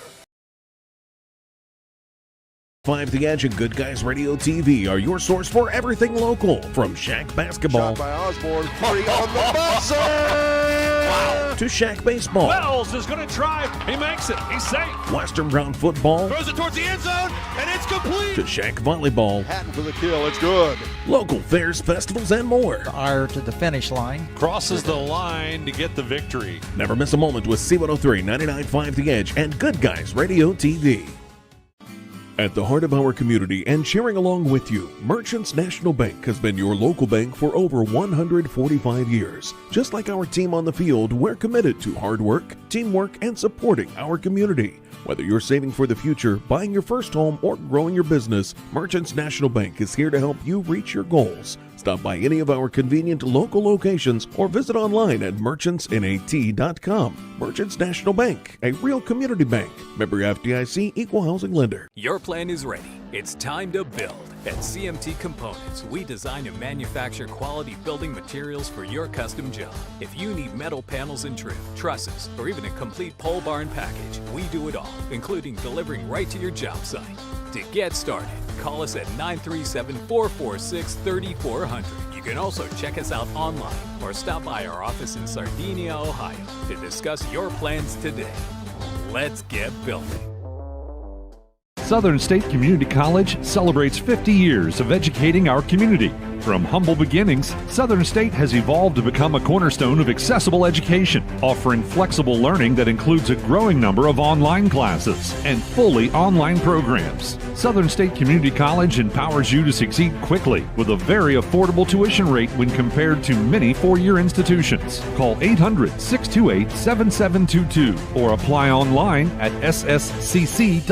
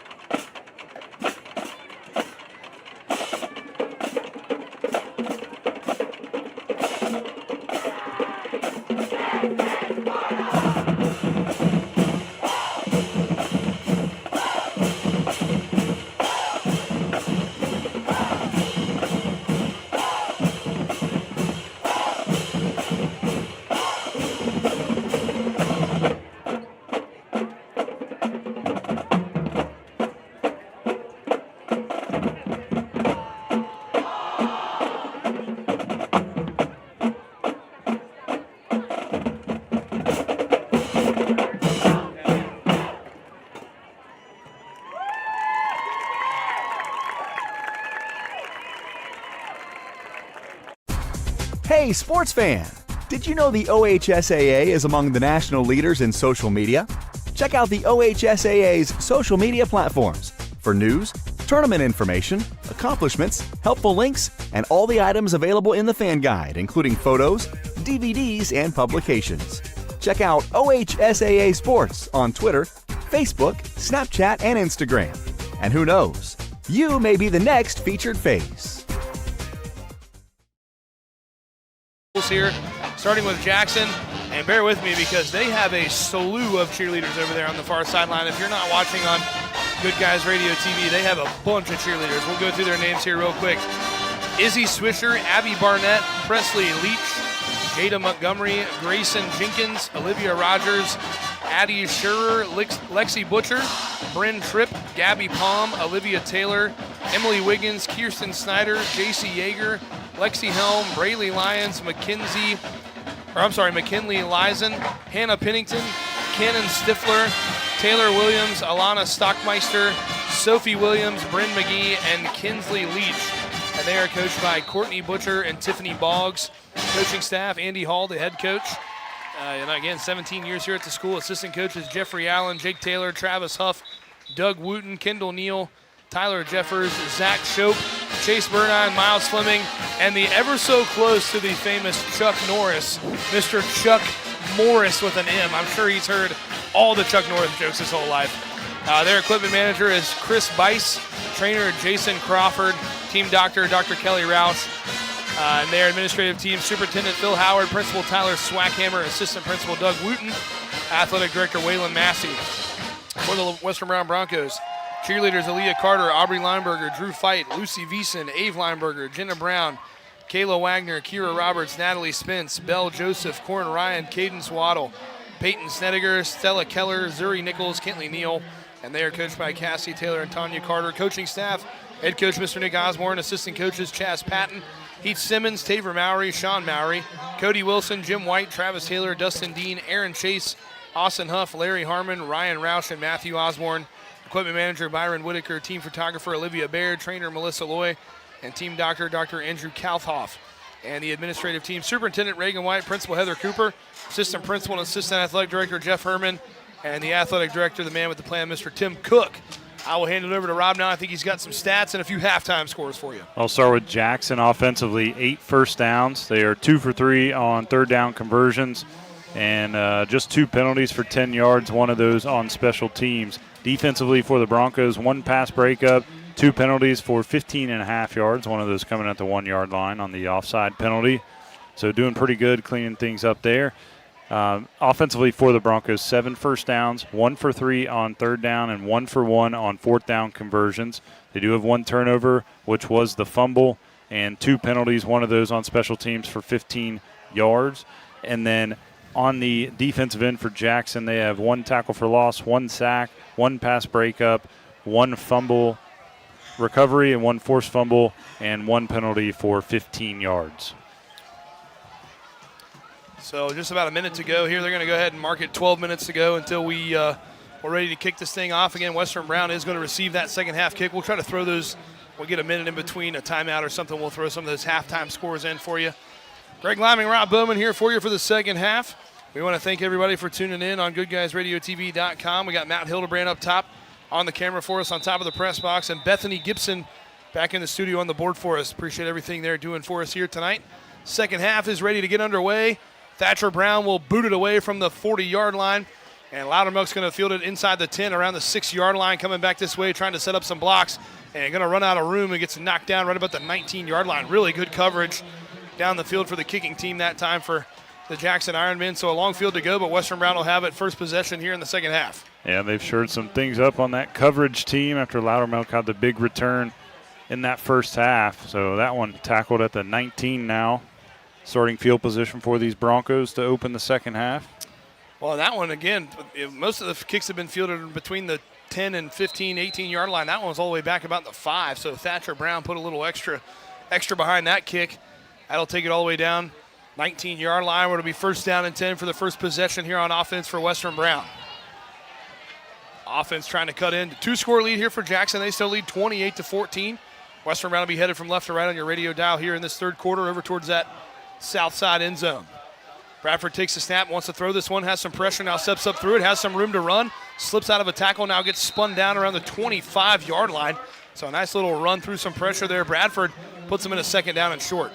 Yeah, good run and pressure. We've seen him do that throughout the season. He's getting more comfortable in that pocket. And, again, we talk about that pocket presence that he has. He can feel the pressure coming, pocket collapsing in on him, able to step up, find that running lane, and live to see another day. So they're going to give him 6 yards up to the 30. Or I'm sorry, 25 rather, where it'll be second down and 4 with 11:20 to go in the third quarter. Another beautiful Friday evening here in Mount Orab. It got a little hotter than it was the last couple of weeks, but again, sunny and perfect weather. We've had 4 great weeks of weather for high school football here to start this season. Handed it, fake the hand. They're going to hand it to Morgan. He's dancing around, able to fall forward. He's going to be just short, it looks like, of the line again. It's going to be third down and 1. It tried to initially look like he wanted to go outside. It looked like he pulled his eyes that way and then had to bounce back towards the middle, able to pick up a few yards now, third and very short coming up. So they're going to mark him at the 28-yard line. They need the 29 for a first down, so third and 1 with 10:40 to go in the third. Bradford in the shotgun, tries to hard count, almost got someone to jump there. 2 receivers lined up out wide on the left. Morgan in the backfield, Valdez off right behind the right tackle there on the right side of the line. They're going to hand this one to Morgan on third and 1. He has the first down yardage, takes a couple of shots, gets hit high and low and driven backwards, but not before he gets past the 30. It'll be a first down for Western Brown. Yeah, big first down there, too, on this opening series. Keep those chains moving. Get a little more confidence for your offense here. Keep that defense off the field, too. They've been worn out throughout this game. Jackson's been able to run the ball and, again, lean on them with that big offensive front. But Western Brown dishing it right back on the offensive end with this run game. So it'll be first and 10 from the 32 with just 10 minutes exactly to go here in this third quarter. Western Brown trying to cut into that Jackson lead early in this second half. Bradford takes the snap, hands it to Morgan, coming off the right side. Able to fall forward, goes forward for about a yard. It's going to be second down and 9. Yeah, not much going there. Tried to spray it out to the right. Able to get back to the line of scrimmage, maybe gains a yard there. Jackson does a good job closing on that one quickly. Well, don't forget to tune in for telecast coverage of the Broncos this season on GoodGuysRadioTV.com and the Good Guys YouTube and Facebook pages. We'll bring you all of the home games on Good Guys and, of course, every game here on 99.5 The Edge. Thanks for tuning in. Bradford takes the snap, looking to his left now, back up the middle, rolls out to his left now. Is going to throw it late down the sideline, and it's tipped up for grabs, and that one's going to fall incomplete. I think Western Brown lucky that one falls incomplete as it was intended for Harmon, but underthrown and gets batted down. It'll be third and 9. Yeah, Harmon had a step, but DB able to run underneath that, get a hand on it, bat it away. Had the right look, but just underthrown by a few yards. And that was Crabtree back there. He's been doing the quarterbacking duties. He goes 6'4", so some length on the back end for Crabtree. He went all the way up high and swatted that one down with his hand. So third and 9 from the 33 now. Clock stops with 9:14 to go in the third. Western Brown trying to get a drive going here to start this second half. They've had a lot of success running the ball here in this one. Same formation. Morgan on Bradford's right. 2 receivers. Wants to throw this one. Has pretty good coverage. Now he's going to throw it out towards the sideline. Has it almost complete. Loudermilk, the defender, did a nice job getting his hand in there at the last second. That was number 4 over there, Christian Gilliam, who caught the touchdown earlier. Forces the incompletion. Now it looks like Western Brown's going to run out the punt team. That was a great play from Gilliam. Looks like he lost his footing, but able to dive just enough, reach that hand out, and pull it away from Loudermilk. Would have been a first down or really close to that marker. Bradford tried to get it to him late. Had him, like you said, a little trouble with the footing over there was Gilliam, but able to recover and make a nice play. So it'll be 4th and 9. And inside their own territory, Western Brown's going to elect to punt it away. Jetterback takes the long snap. End over end kick is going to bounce around the 50 and check up towards the sideline. It takes a big favorable bounce towards Jackson. So that's going to, it landed right about midfield, but checked up like a 60-degree wedge around the green on a golf course and went back about 10 yards, almost 9 yards. They're going to spot it on the 41-yard line, so pretty good field position here. And again, another area where we've seen Ty Spalding. He doesn't always kick it super far in the air, but seems to get that really good roll. And Jetter hasn't done a lot of the punting duties. He's been doing more of the kickoff and some field goal extra point stuff. So not a bad kick, just took a tough bounce. Yeah, it was a tough roll. That was, like you said, Spalding usually punts maybe 25 yards, but he can get a 15-yard roll out of most of his punts. So it's 1st and 10 now for the Jackson Ironmen in their first possession of the second half.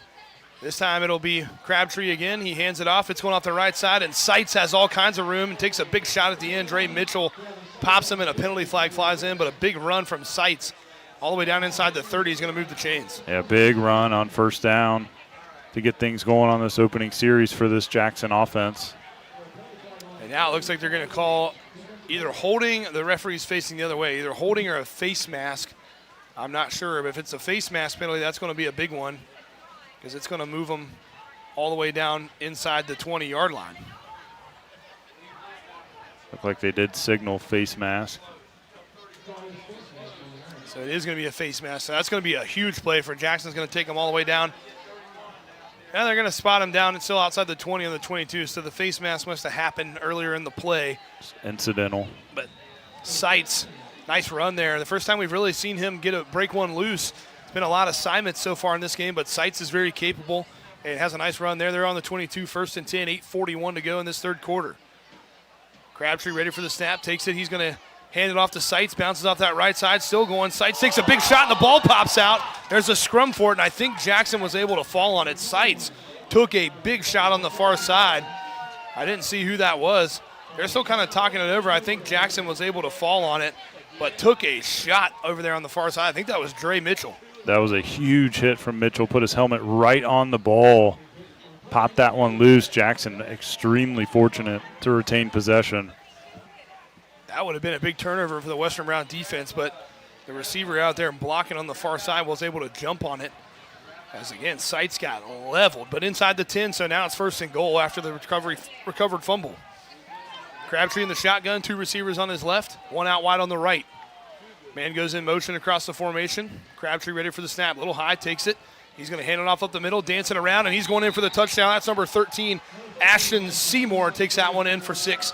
And Jackson answers quickly after the punt, and they put 6 more on the board with the extra point coming up. And Seymour, nice jump cut. Started that off the left and bounced to the right, able to run in untouched. Getting his, I believe that was his first touch of the game, putting it in for 6 and extending this now to a 3-score game. So Thatcher Brown's going to be on to kick the extra point, trying to make it a 35-14 ball game with 7:53 to go in the third. Brown's kick is on the way, another good-looking end-over-end kick. And that one is good, makes it a 35-14 ball game. We're going to keep it here. I think Rob had some of those halftime scores from across the league. We didn't get a chance to announce those there on our halftime break.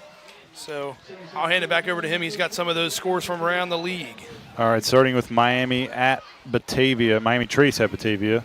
Miami Trace leading that one 7-0. Blanchester at Clinton Massey. Clinton Massey all over that 35-0. Bethel Tate at Goshen. That one tied at 19. Claremont Northeastern at Laughlin. That one tied at 0. East Clinton at McLean. McLean all over that 28-0. Schroeder at New Richmond. New Richmond leading at home 13-6. Wilmington at Ross. Tight one there, 7-0. Ross leading there. And Hillsborough at Williamsburg. Williamsburg leading in that one 14-0. So that one a battle of unbeatens, I believe, both 3-0, and Williamsburg handling business right now against the Indians. Williamsburg off to a good start, and from what I've seen, it looks like they've got a chance to make a pretty good playoff run. They've got that American or that national side of the division rather, and they play a pretty good non-conference schedule as well. They do play some of those American teams. They played New Richmond. They kind of cross over a little bit early in the season, but Williamsburg having another nice start to the season. Thatcher Brown will kick it away from the 40. Loudermilk's going to field this one right about the 8 or 9 yard line, coming back towards his own sideline, cuts it back up the middle, tries to step over a tackler, keeps the feet moving, still going, fighting through some tacklers. Loudermilk won't go down and finally goes down past the 35. So Loudermilk really made something out of nothing there. I think Thatcher Brown, the kicker, was the one that finally brought him down. But a nice play, takes him all the way up to almost the 40-yard line, so good return again by Loudermilk. Yeah, that was kind of a strange play there. It looked like he was going to get tackled around the 20, 25-yard line and just kind of ran into some congestion. Nobody wrapped him up, so he just kept those feet running and got it almost out to the 40-yard line. Really good field position on the second series for this Bronco offense. So 7:44 to go in the third. Western Brown trying to cut into this now 35-14 lead that Jackson has after the touchdown from Ryan Seitz on that last drive. Bradford in the shotgun, takes the snap, is going to hand it to Morgan, trying to cut it out to the right, bounces it outside, goes forward for a couple yards, going to bring up second down at about 8. And Morgan again getting contacted in the backfield, but makes something out of it, picks up about 3 on that first down carry. They gave him 2. So up to the 41, just short of the 41-yard line, where it's going to be second down and 8, they'll call it. 7:20 to go here in this third quarter. Western Brown still sticking with a lot of the run play to Morgan. Been really successful for him in the first half. Trying to get some offensive momentum going here in the middle of this third quarter. 2 receivers lined up on the right. Now this time Loudermilk will try to cross the formation over towards the far side on the left. Bradford ready for the snap, takes a shotgun snap, hands it to Morgan, trying to cut it back up the middle, and Morgan's going to be driven backwards. And a couple of tacklers, guess who? Ryan Simons and number 12, Eli Davis, meet him at the point of the handoff almost and drop him for a 1-yard loss. Yeah, big play there from Jackson. Now they get 3rd and long against this Bronco offense and able to sub in some guys, try to pin those ears back, expecting the Broncos to throw here. So it's going to be 3rd and 9, 6.5 minutes to go in the third quarter. Ball's back on the 40-yard line after the 1-yard loss there from the handoff to Morgan. Western Brown trying to get set up here, 15 seconds on the play clock. 2 receivers lined up out wide on the left. Morgan off the right hip of Bradford in the backfield. Bradford takes the snap on the 35, looking over the middle, now steps up through the pocket, rolls to his left, throws it late, trying to get it to Peyton Day, takes a shot, and Bradford a little slow to get up, but able to get back on his feet. And that's going to fall incomplete. It's going to bring up another 4th down and force another punt from Western Brown. Yeah, Bradford rolled out of the pocket, took a big shot through that one, but that one falls down to the turf. Punting unit now coming in for the Broncos. So the ball's still on the 40. Aiden Jetter will be back there to punt it away again for Western Brown. Simons back deep to receive for the Ironmen. 6:08 to go in the third. Jackson trying to extend their already 35-14 lead over Western Brown.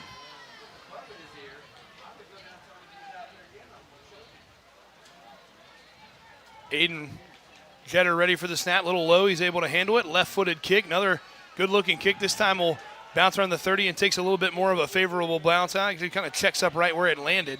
But a nice punt inside the 30 will flip the field down to about the 27, 28-yard line. So Western Brown defense trotting back out there. It looks like, obviously you give them some time to go in at halftime. I think, truthfully, like I said earlier, Western Brown kind of caught Jackson off guard with the heavy run type plays. I haven't seen that a lot from Coach Osborne over the past couple years when they've played Jackson, kind of aired it out a lot. But, that coaching staff for Jackson able to make some of those adjustments in the second half, and it looks like they're really kind of pushing up now and really rallying to the ball right at the line of scrimmage, and just not a lot of room for Morgan to get going. Yeah, and this is a situation where you're going to expect to see Western Brown starting to throw the ball, and Jackson's going to force that hand and make them throw it by crowding the box. So it'll be 1st and 10. They're going to hand it off, going up the middle.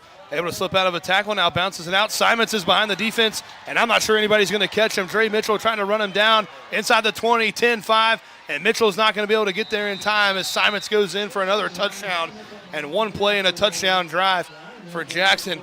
Ryan Simons, once he gets behind that defense, I don't think anybody around here is going to run him down. He took that one to the house.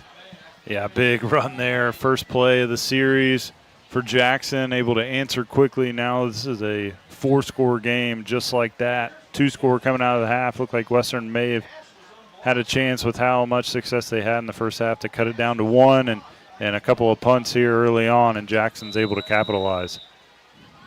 So the extra point coming up here from Thatcher Brown is going to try to make it a 42-14 game now as Jackson is able to extend their lead out here in this third quarter. Good looking kick again is up and good. Makes it a 42-14 ball game in favor of Jackson. We'll take a break. We'll be right back on 99.5 The Edge and Good Guys Radio TV. Trying to find a durable new look for your retail office, house, garage, or new barn dominium? Higgins Steel Roofing and Siding has added 2 new profiles within the past year that would make great options. A heavier 26-gauge metal board and batten with several colors to choose from adds a fresh new look to any project regardless of size. Or come in and check out our new options for standing seam. If it's steel roofing and siding, it comes from Higgins. Located in Hillsboro and Jackson, Higgins Steel Roofing and Siding. Family owned and operated since 1958. What we believe matters because it shapes who we are. At First State Bank, We believe in rural communities. We have since our start in 1884. We're proud of where we come from. And while others have come and gone, we've remained. Because standing by the folks you believe in is what a real local bank does. First State Bank, built on belief. Ball game here tonight. Yeah, he really is, and it's kind of next man up mentality for Coach Hall. They just keep reloading with those running backs, and a lot of talent on this team. Kind of a short kick there. Morgan's able to field it and still fighting for yardage. And, man, Morgan is tough sledding tonight. He is dragging tacklers. Finally takes a big shot there at the end. One of the Ironmen comes up to clean it up. But, again, kind of turns something or nothing into something up past the 25. I think they're going to spot it on the 27-yard line. So kind of a short little pooch kick there from Thatcher Brown that time. But Morgan able to field it and take it forward for some forward progress. He'll give him a little bit of breathing room. But Western Brown, again, in a big hole now here. Still a lot of time left in the game. Got to put together a drive here and put points on the board. You can't afford to go down another score against an offense that can control the clock and the pace like Jackson can. No, definitely not. They've had 2 series so far, and they've only had 1 first down. They haven't been able to really change field position either in this half so far. 3 receivers on the right, 1 on the left. They're going to fake the handoff to Morgan this time. Now throw it complete to Elijah Valdez. He takes a big shot up past the 30 to about the 34-yard line. It looks like it's going to be a nice gain. It'll be second down and short. Quick slant route to Valdez. Valdez took a big shot there, but able to pick up about 7 on that first down play. We'll cover our team and individual stats and name our player of the game right after the conclusion of this game. Be sure to stick around. 5:15 to go in the ball, or in the third quarter, rather. Bradford in the shotgun, ready for the snap. He's going to hand this one to Morgan up the middle, tries to bounce it out to the right, but Jackson readied on the task. Johnny on the spot, but does get a yard. It'll be third down and 2. Yeah, third and short, nothing going there. Jackson brought the pressure and able to wrap him up for a short gain.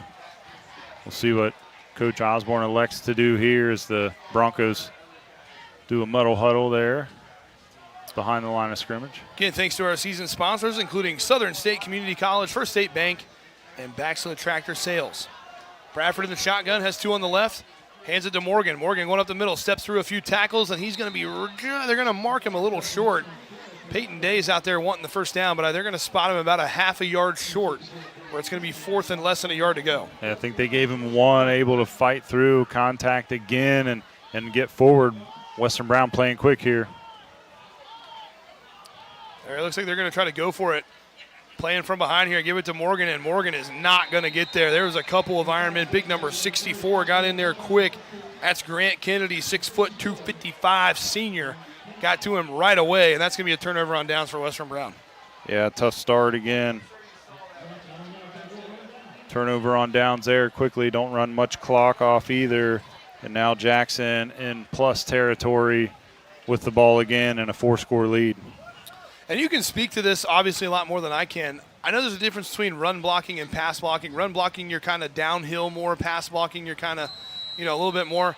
Is it more tiring to run block over and over again, or pass block, or does it not matter? Physically it's way more demanding to run block. It's a different skill set.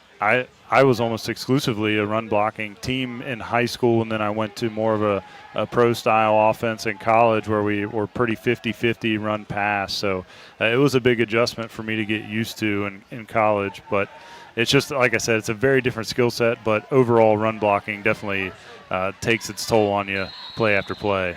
But it also wears down the defense a lot more too, because they're having to grind against you, and it's just one of those things where you get the momentum going too on offense, and things start going your way as Jackson picks up a first down on the pitch and catch. Well, the reason I ask that is because I think maybe that Western Brown front is getting a little tired. I mean, they've done a lot of that tonight. They've run the ball really well at times, and now here in the second half, it seems like that Jackson front, they're running a lot of guys in and out too, and keeping the legs fresh on defense, but they're not getting as big of a push, I think, as they were earlier. Morgan's done a nice job turning some early hits in the backfield into positive yardage, but they're just not able to gain that yard they need on fourth down there rather. Now this time Crabtree wanted to throw it out to the right immediately. Ball pops out again, and Jackson able to fall on it. They've had some really good luck with those 50-50 balls here tonight. The tip pass for a touchdown and now 2 fumbles. Bounce right back to him, but Crabtree looked to the right and wanted to throw it as it looks like maybe a player having some cramping issues for Jackson, and decided not to throw it as that's Crabtree getting up a little slow, but a little bit of a busted play there. It does go forward for a yard after the fumble. It looks like Zayden Nichols getting up a little bit slow as well as the trainers meet him on the field, but he's able to get off under his own power. Well, and I mentioned a little hotter here tonight than it has been the past couple of weeks, up in the mid-upper 80s here the last couple of days. So starting to see some of those cramping issues we saw that first week. You think as you get into week 4, it should be cooling down a little bit, but again, almost even hotter than it has been the past couple of weeks as Jackson will take a timeout. But yeah, again, it just seems like that. Again, I don't mean that in a negative way. It just seems like in the first, especially in that second quarter, that Western Brown front was getting a real good push and giving Morgan 2 or 3 yards before he ever got touched. Now it seems like Jackson's really getting good penetration up there. They're kind of walling up and got those big bodies in there, and Morgan's just been tough sledding here in the third quarter. Yeah, it really has. And like you said, Jackson made some adjustments at the half, and I think they're rolling those safeties down and just flying downhill and really just saying, Western Brown, you're going to have to throw the ball to beat us tonight, and because they've had success in that first half, and Jackson's not going to allow that from here on out. And they're really clamping things down defensively, and offensively they got things rolling here in the second half as well. So Jackson ends up taking a timeout. I think, again, they were having some different players, a couple of players on each side. I know Zayden Nichols was a little slow to get out the field. Crabtree was a little slow to get out the field. And now it looks like Crabtree is going to set a play out, and Ryan Simons is going to take the snap here for Jackson with 3:05 to go in the third. So first time we've seen him take a snap, still wearing both of those gloves on his hand. I would assume we'll see a run play. Simons, and now some movement up front as a couple of bodies hit the ground. Looks like they're going to call a false start against Jackson. Yeah, new QB in there, probably a different cadence too, something to get used to. I'm sure Simons is in there in practice, but it's just not the cadence you're used to, so throws things off a little bit for that offense. Well, and I think Crabtree went down before he got to the sideline, so they probably had to come out of play here is what I would assume happened. The referees told him he had to sit one out because he had to have the training staff come out and take a look at him. So after the 5-yard penalty, it'll be second down and 14 from the 26-yard line now. Simon still in there at quarterback, has a receiver on either side, and one man back there with him in the backfield. Simon takes a snap, looking to run it off that right side, cuts it back up the middle, falls forward back to about the original line of scrimmage. I believe it'll be third down. Yeah, not a lot going. Western Brown does a great job. That wildcat look from Jackson here with Simons at quarterback, got the lead running back block, but it looks like he's going to stay in and remain in the quarterback position. Well, just as I say that.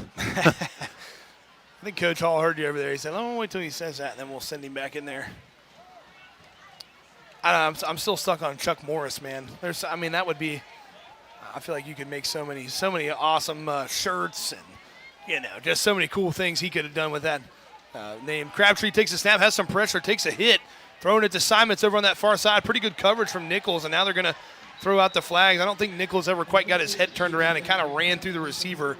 So it looks like it's going to be pass interference going against Zayden Nichols. Yeah, that's just a tough play for the DB. You're in great position. Just don't turn your head back to the ball. If he does there, he's in amazing position to come up with at least a deflection, possibly an interception there, but picks up the penalty. Well, that was one of those I'm not sure he was quite expecting the ball to come his way. And a little bit of a, late hands as Crabtree, again, he's still kind of having some trouble getting back and forth to the sideline. He's saying, "Come on, Coach, can you yell those plays out here? I don't have to run all the way over there." He's still a little stiff trying to get those cramps worked out that he had earlier after that big kind of hit he took on the scramble play. So he's still kind of working some things out. He's going to go under center this time. Minute 56 to go, first and goal from the 10. They're going to hand this one off to Simons, going off that left side, keeping the legs turning, fights for some yards, but Peyton Day wraps him up around the 5-yard line. They're going to spot him right around the 4. It's going to be second and goal. That was old school formation wing T there. Just went power off the left side. Get inside the 5-yard line now. Probably see that or a similar heavy formation from here to the goal line with Coach Hall. Well, we talked about the beef up front, putting it to use here inside the 5-yard line on the 4, just trying to punch this thing in, extend their lead out.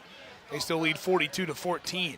Crabtree under center, takes the snap, hands it off, bouncing back to that right side, fighting for some extra yards, and he's going to run it in for the touchdown. That time it was number 3, Charlie Woodard, takes it in for the touchdown.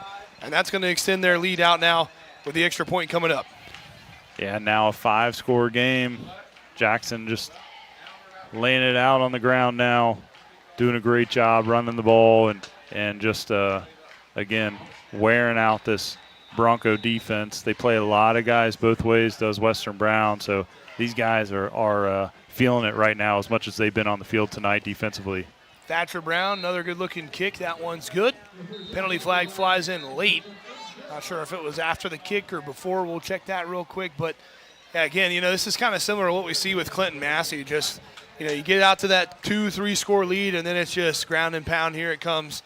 See if you can stop it. And then, these guys, along with some of those other teams, do it as well as anybody. Yeah, they've done a great job tonight. Kind of mix things up in that first half and have an occasional throw here and there.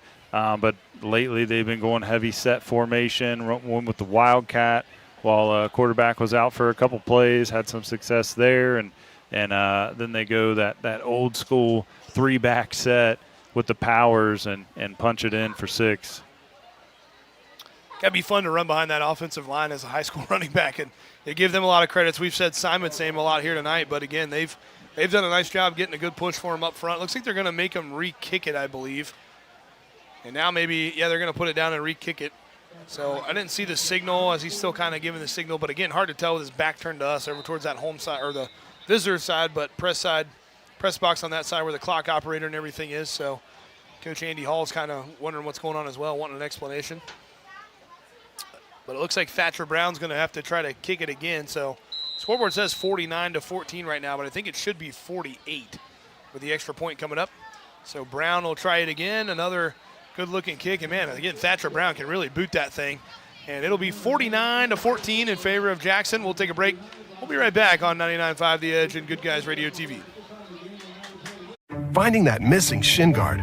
Remembering whether it's a home or away game. Getting the right kid to the right playing field on the right day. Why are simple things sometimes so complicated?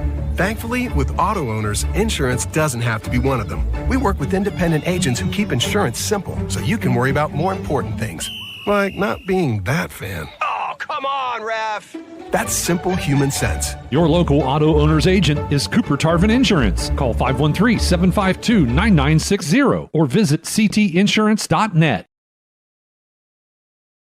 Welcome back in here. Jackson now leads 49-14 here at Western Brown on homecoming night. So we have entered the running clock phase, so that will run us down to the end of the third quarter, where again the score is 49-14 in favor of the Jackson Ironmen. Well, we saw last year, this is kind of the opposite of what we saw last year. Last year it was like, 2 plays out of the gate, Jackson's up 14-0. I think it was like, I want to say they scored like 21 points in the first 2 or 3 minutes of the ball game last year up at their place. And again, if you have never been to a football game at Jackson, they have, top-notch facilities out there in Jackson, Ohio. Beautiful, beautiful stadium. The press box there is incredible. It's multi-tiered press box. So it's always fun to go out there. And we've seen some really, really good games between these two teams over the years we've been doing this. Last couple of years have been a little more one-sided, but last year they jumped out quick. This year they did jump out 14-0, but then it kind of went back and forth for a while, traded some punches, was a one-score game for a long time, and then now here in the second half, it looks like Jackson's just kind of run Western Brown out of steam, and now they're just imposing their will with that run game. Yeah, really just asserting themselves up front on the defensive end. Now they're finally getting some stops against Western Brown, who had some success in the first half. And again, traditionally passing team under Coach Osborne, but a lot of running so far in this ball game for him and this team. And first half, a lot of success. Second half, Jackson adjusts, makes some stops, gets off the field, able to convert points on all 3 of those series. So Thatcher Brown's going to kick it away here. This one's going to be bounce around the 20-yard line, and now Morgan scoops it up on the bounce, able to get through that first line of tacklers. Kind of gets stood up in the air, almost bounced straight up in the air, and now a little extracurricular, some shoving going on there between a couple of players, but Western Brown will have it. Looks like it's going to be spotted around the 24-yard line where they'll have it for their next offensive possession. Yeah, not a great return, but it was a tough bounce for Morgan just to field. Kind of stalled up on him. He thought it was going to roll back a little bit further after that first bounce, and just able to get it back to the middle of the field on that left hash. It kind of like a baseball, softball player that got kind of fooled by a changeup on the pitch, but able to make a nice adjustment and scoop it up and avoid disaster. If that would have taken one more bounce, who knows what could have happened. I mean, Jackson had people right there ready to go. They may have scooped that thing up. 11 minutes ago, again, running clock phase here. Bradford has a little trouble with the snap, but gets it now, throws it late over towards his own sideline, and Harmon makes a nice tiptoe toe tap all the way up to midfield, and a nice throw and catch there by the Western Brown offense. Yeah, really good throw and catch. Perfect pass from Bradford, puts it only where his receiver can get it, and Harmon, what a great catch and toe tap there. Now they're into Jackson territory that quick. So up on the 49-yard line now, past the 50, 10.5 minutes to go here. Western Brown trying to add some points here late in this one, trailing 49-14 to Jackson. Bradford empty set, takes the snap, looking to his left, now steps up through some pressure, and he's not going to be able to get away. They rally up to him and bring him down for a big loss all the way back to the 44-yard line. That's going to make it 2nd down and long. Yeah, big sack there from the Jackson defense, able to get back after that deep ball, and now they sack Bradford for about a 7-yard loss. So it's going to be 2nd down and long now, 10 minutes to go in the ball game. Bradford tried to step up through it and get away, but just could not. Once they got a hand on the jersey, we're able to rally to him and bring him down. So it's going to be 2nd down and 16 now. Now they're going to fake the handoff. Quick throw, has it complete. Elijah Valdez right around the original line of scrimmage, takes a pretty big shot, but it's going to make it a 3rd down, a little bit more manageable now after the sack yardage. Yeah, not a lot going though. Got right back to about the original line of scrimmage, maybe 1 more yard. So 3rd and 9 coming up for Coach Osborne.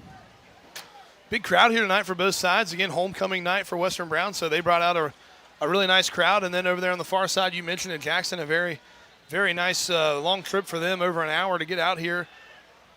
But brought a nice crowd with them over on that far side.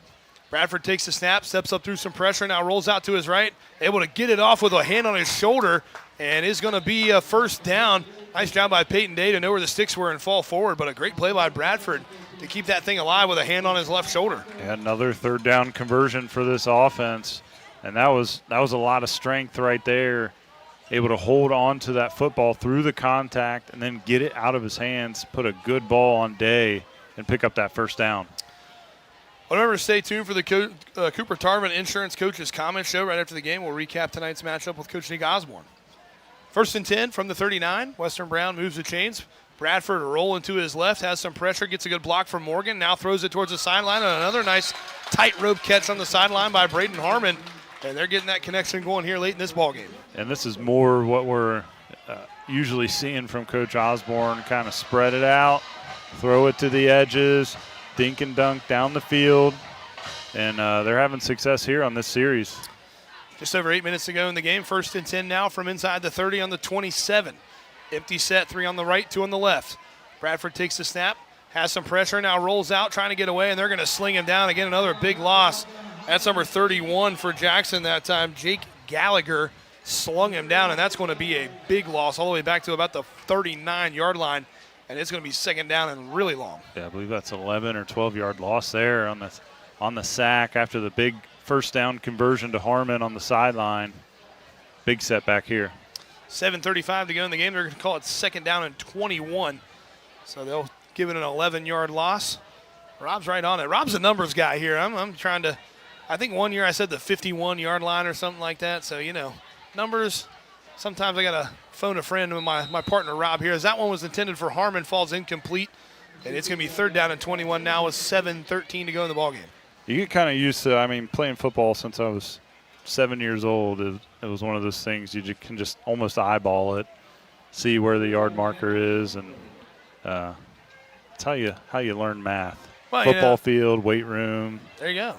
Well, it's like me. I take my rangefinder out on the golf course and go, oh, yeah, it's about 150 and chunk it 12 yards. So, it doesn't do me a lot of good, but at least I knew how far it was just in case I hit it well. There you go.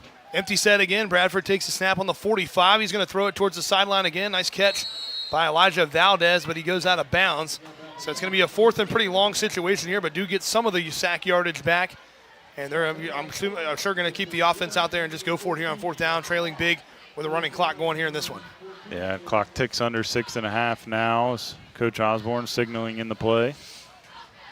So they'll call it a 4th down and 14 Ball is up on the 33-yard line now. Again, that original line of scrimmage was the inside the 30.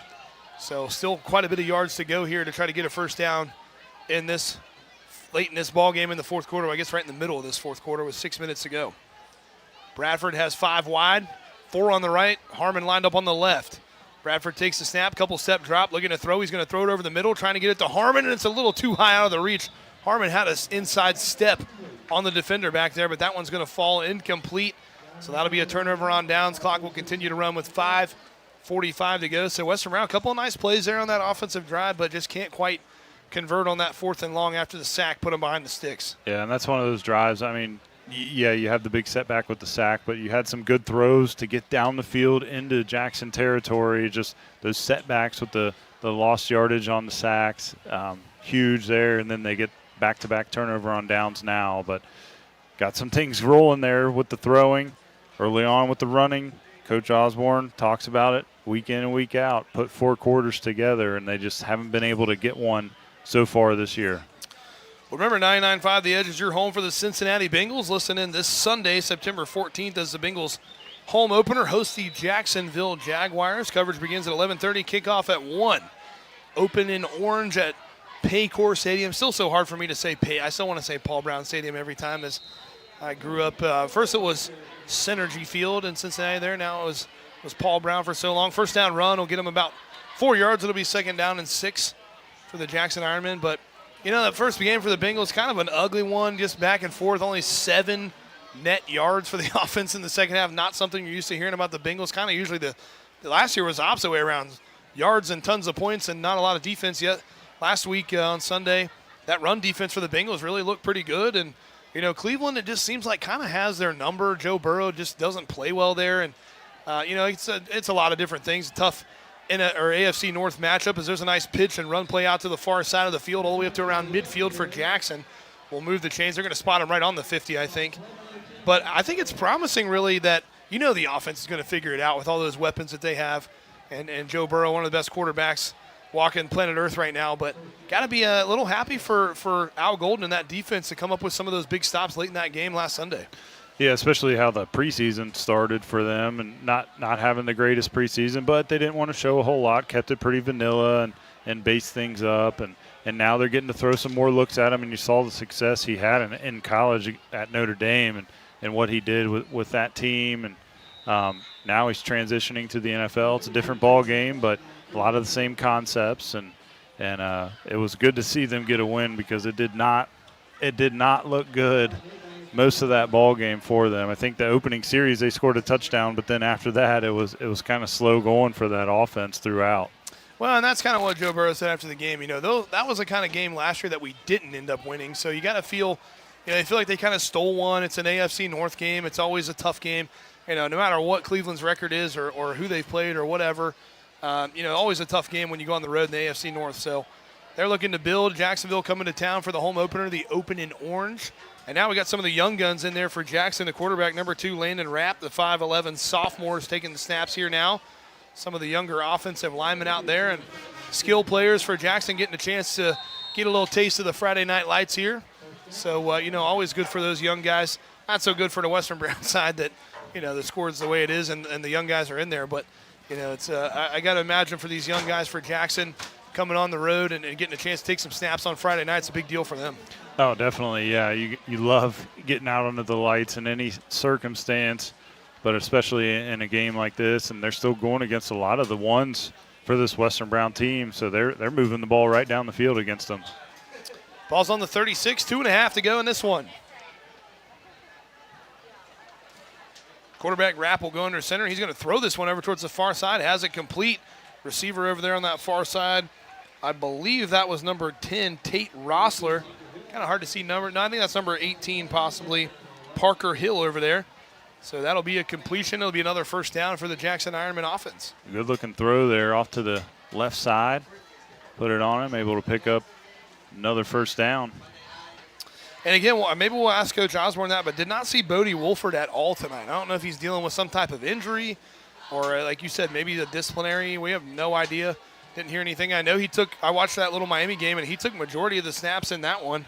I think Crabtree did come in here and there and take a few snaps, but we pretty much saw only Crabtree here until late in this one, as another first down run there for Jackson's going to set them up inside the 15. Yeah, big run, toss sweep off the right side. Has to cut it all the way back to that left hash, but enough for another first down. And I think some of these run plays we're seeing kind of the absence of Ty Spalding. This is kind of his bread and butter, where he can kind of come flying down to that line of scrimmage and lay the lumber on those running backs.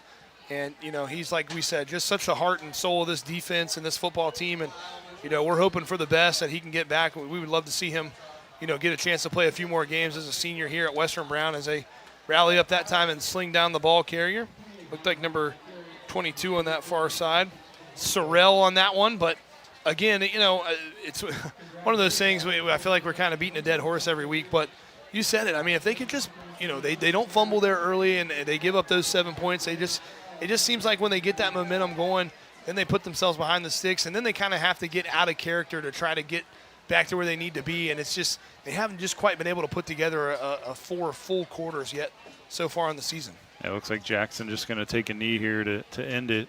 But, yeah, it's one of those things, if you can keep it to a 1-score game or a 2-score game, there's still a lot of pressure on that Jackson team on the other side to what are you going to do if they can get a stop here and there to get off the field, get the ball back to your offense, that type of thing. But Jackson handled business in the second half. I think they scored on they scored on every single possession aside from this last one where they just took a knee to end the ball game. So they handled business in the second half.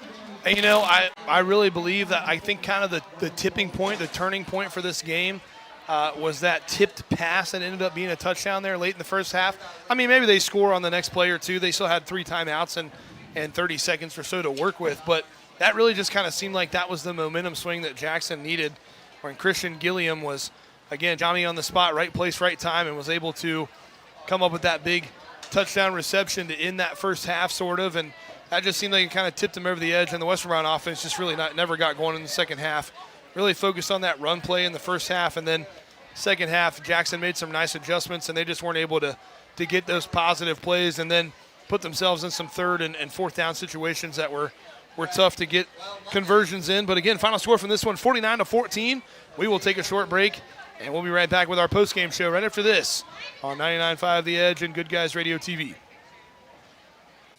Our business is helping you grow. We're Baxler Tractor. We take care of you like family. We've been growing since 1946. As your Kubota dealer, our focus is to help you grow today and into the future. Stop by one of our locations today, visit with our folks, and see our entire lineup of Kubota products. Our business is helping you grow. Baxler Tractor. C103, 99.5 The Edge and Good Guys Radio TV are your source for everything local. From Shack basketball Shot by Osborne, 3 on the buzzer! Wow. to Shack baseball. Wells is going to drive. He makes it. He's safe. Western Brown football. Throws it towards the end zone, and it's complete. To Shack volleyball. Hatton for the kill. It's good. Local fairs, festivals, and more. Ire to the finish line. Crosses the line to get the victory. Never miss a moment with C103, 99.5 The Edge and Good Guys Radio TV. At the heart of our community and cheering along with you, Merchants National Bank has been your local bank for over 145 years. Just like our team on the field, we're committed to hard work, teamwork, and supporting our community. Whether you're saving for the future, buying your first home, or growing your business, Merchants National Bank is here to help you reach your goals. Stop by any of our convenient local locations or visit online at merchantsnat.com. Merchants National Bank, a real community bank. Member FDIC, equal housing lender. Your plan is ready. It's time to build. At CMT Components, we design and manufacture quality building materials for your custom job. If you need metal panels and trim, trusses, or even a complete pole barn package, we do it all, including delivering right to your job site. To get started, call us at 937-446-3400. You can also check us out online or stop by our office in Sardinia, Ohio to discuss your plans today. Let's get building. Broncos. We're going to go ahead and name our 99.5 The Edge player of the game while we wait for Coach Osborne to talk to the team down there and hopefully make his way up here for our Coach's Comments show. We called his name quite a bit there in the middle of the game, and one of those guys that maybe doesn't get a ton of recognition or doesn't kind of flies under the radar at times. But Carson Parker is going to be our 99.5 The Edge player of the game. And I got to say this, and I'm not trying to say this in any type of, negative way, but Carson Parker only goes 5'5", 125. He is not a very big kid. Sometimes, honestly, in the plays out there, he almost kind of gets lost, and I think sometimes it works to his advantage. He can kind of hide behind that defensive line and then surprise quarterbacks and running backs. But he did a nice job here tonight getting some pressure on the quarterback. He had a couple of nice plays on in the passing game when they did decide to throw the ball in coverage, and then some big tackles in the run game. So, Carson Parker is one of those kids. We saw him get in some last year as a freshman and, make some of those impact plays in the return game and things like that. And, he's a guy that Coach Osborne has talked about how he really, really works hard and a good kid and someone that kind of embodies what their program's all about. So we're going to go with Carson Parker for our player of the game tonight. Yeah, and he's a kid that he plays full speed all the time, if he's making a mistake, he's going full go. And young kid plays with a lot of fire, a lot of passion. He's an exciting, fun player to watch. He's really fast, really shifty, and man, he, like you said, he's not the biggest guy on the field, but he'll pop you when he comes in the backfield, biting those ankles. Players trying to run through the middle. He's made some great plays so far in the season. Had a really good game tonight again, and it's fun to see a fire on that defensive side coming from the sophomore. Well, it looks like we're going to get a little post-game show here from the Western Brown Marching Band. So, again, congratulations, Carson Parker, as our 99.5 The Edge player of the game. We're going to take another break, and we'll be back with more of our post-game show right after this on 99.5 The Edge and Good Guys Radio TV. Southern State Community College celebrates 50 years of educating our community. From humble beginnings, Southern State has evolved to become a cornerstone of accessible education, offering flexible learning that includes a growing number of online classes and fully online programs. Southern State Community College empowers you to succeed quickly with a very affordable tuition rate when compared to many four-year institutions. Call 800-628-7722 or apply online at sscc.edu. Trying to find a durable new look for your retail office, house, garage, or new barn dominium? Higgins Steel Roofing and Siding has added 2 new profiles within the past year that would make great options. A heavier 26-gauge metal board and batten with several colors to choose from adds a fresh new look to any project regardless of size. Or come in and check out our new options for standing seam. If it's steel roofing and siding, it comes from Higgins. Located in Hillsboro and Jackson, Higgins Steel Roofing and Siding. Family owned and operated since 1958.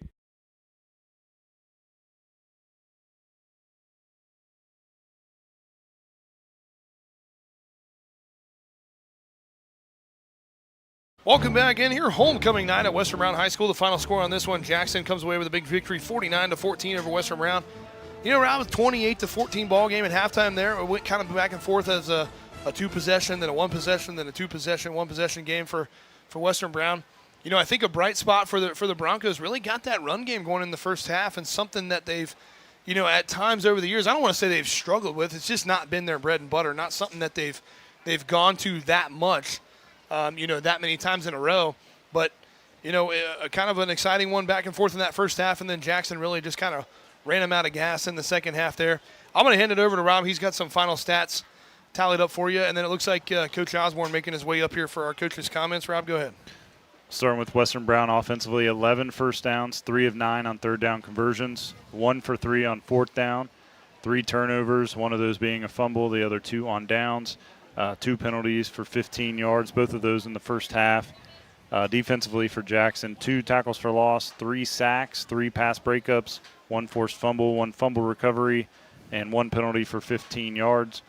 Offensively for the Ironmen, 16 first downs. They were 2 for 3 on third down conversions and 3 penalties for 15 total yards.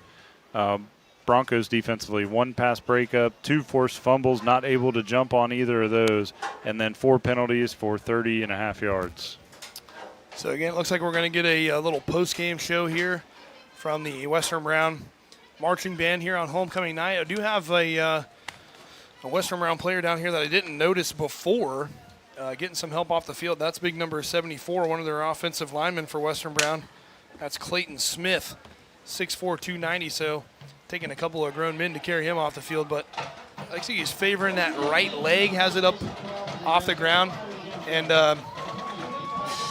so, again, the Western Brown Marching Band is going to come out. So now it looks like Coach Osborne is going to follow Clayton into the locker room and make sure he's okay. And, you know, we don't want to pressure him to come up here. He's trying to make sure one of his players is okay and going over towards that far end zone. So I think that's going to wrap it up here for us. Rob, another one for the Buckeyes on Saturday, an interstate battle between them and the Bobcats.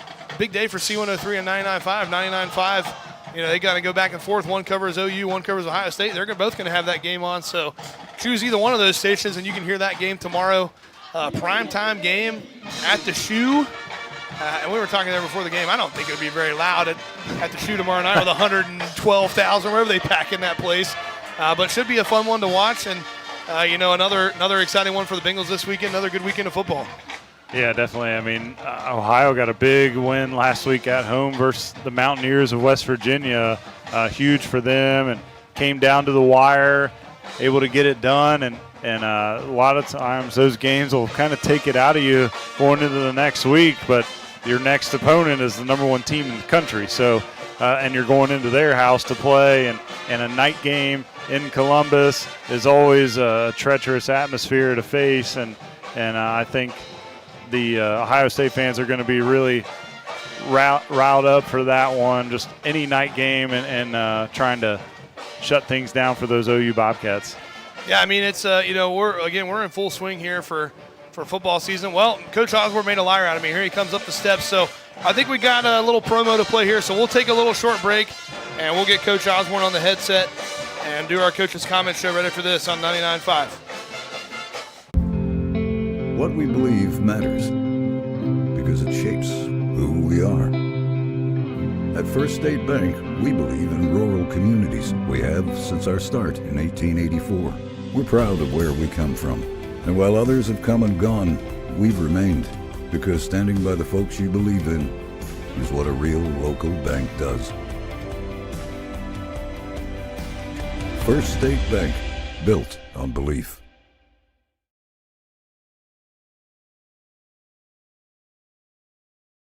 Finding that missing shin guard, remembering whether it's a home or away game, getting the right kid to the right playing field on the right day. Why are simple things sometimes so complicated?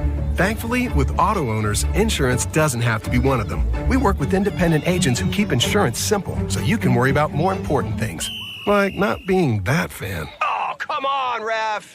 That's simple human sense. Your local auto owner's agent is Cooper Tarvin Insurance. Call 513-752-9960 or visit ctinsurance.net.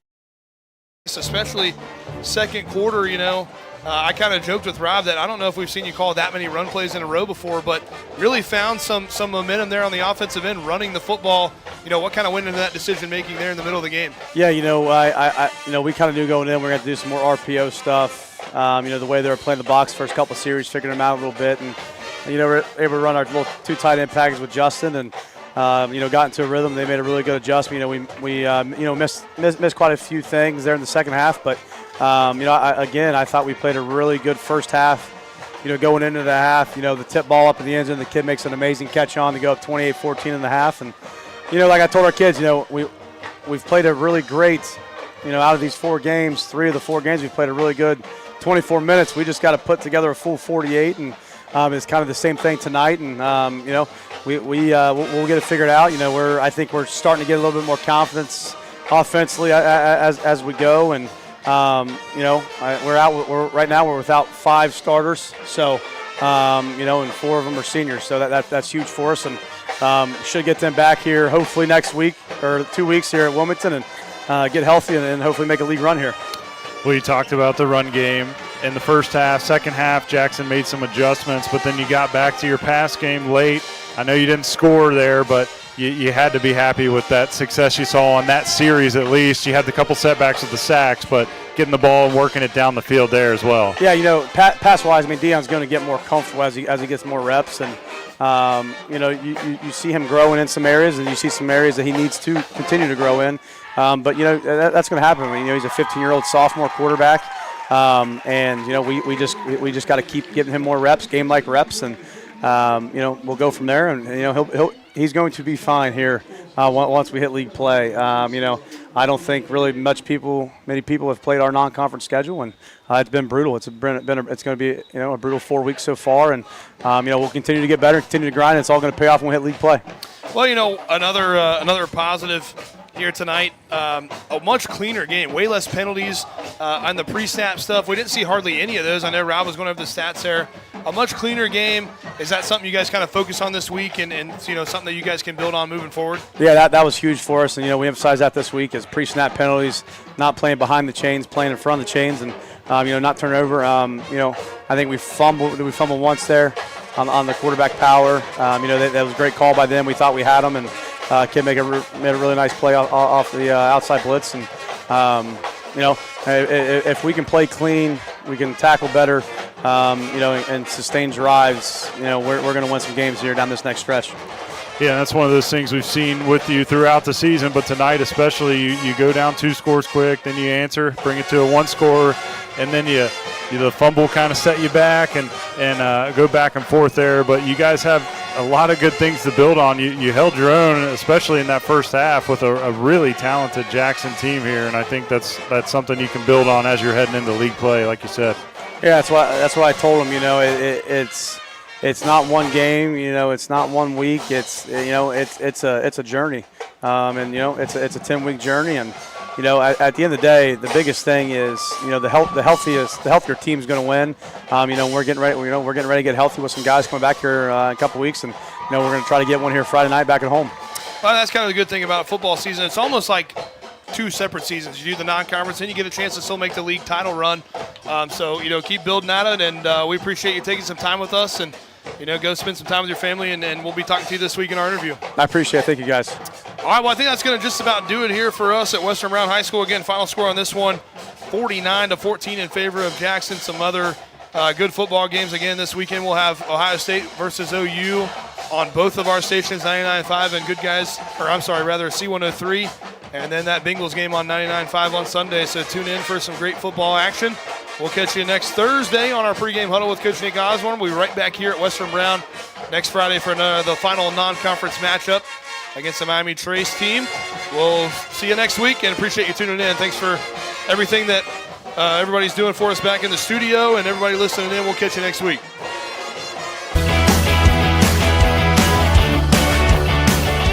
Thank you for tuning in. Rewatch this video and many more on demand at goodguysradiotv.com.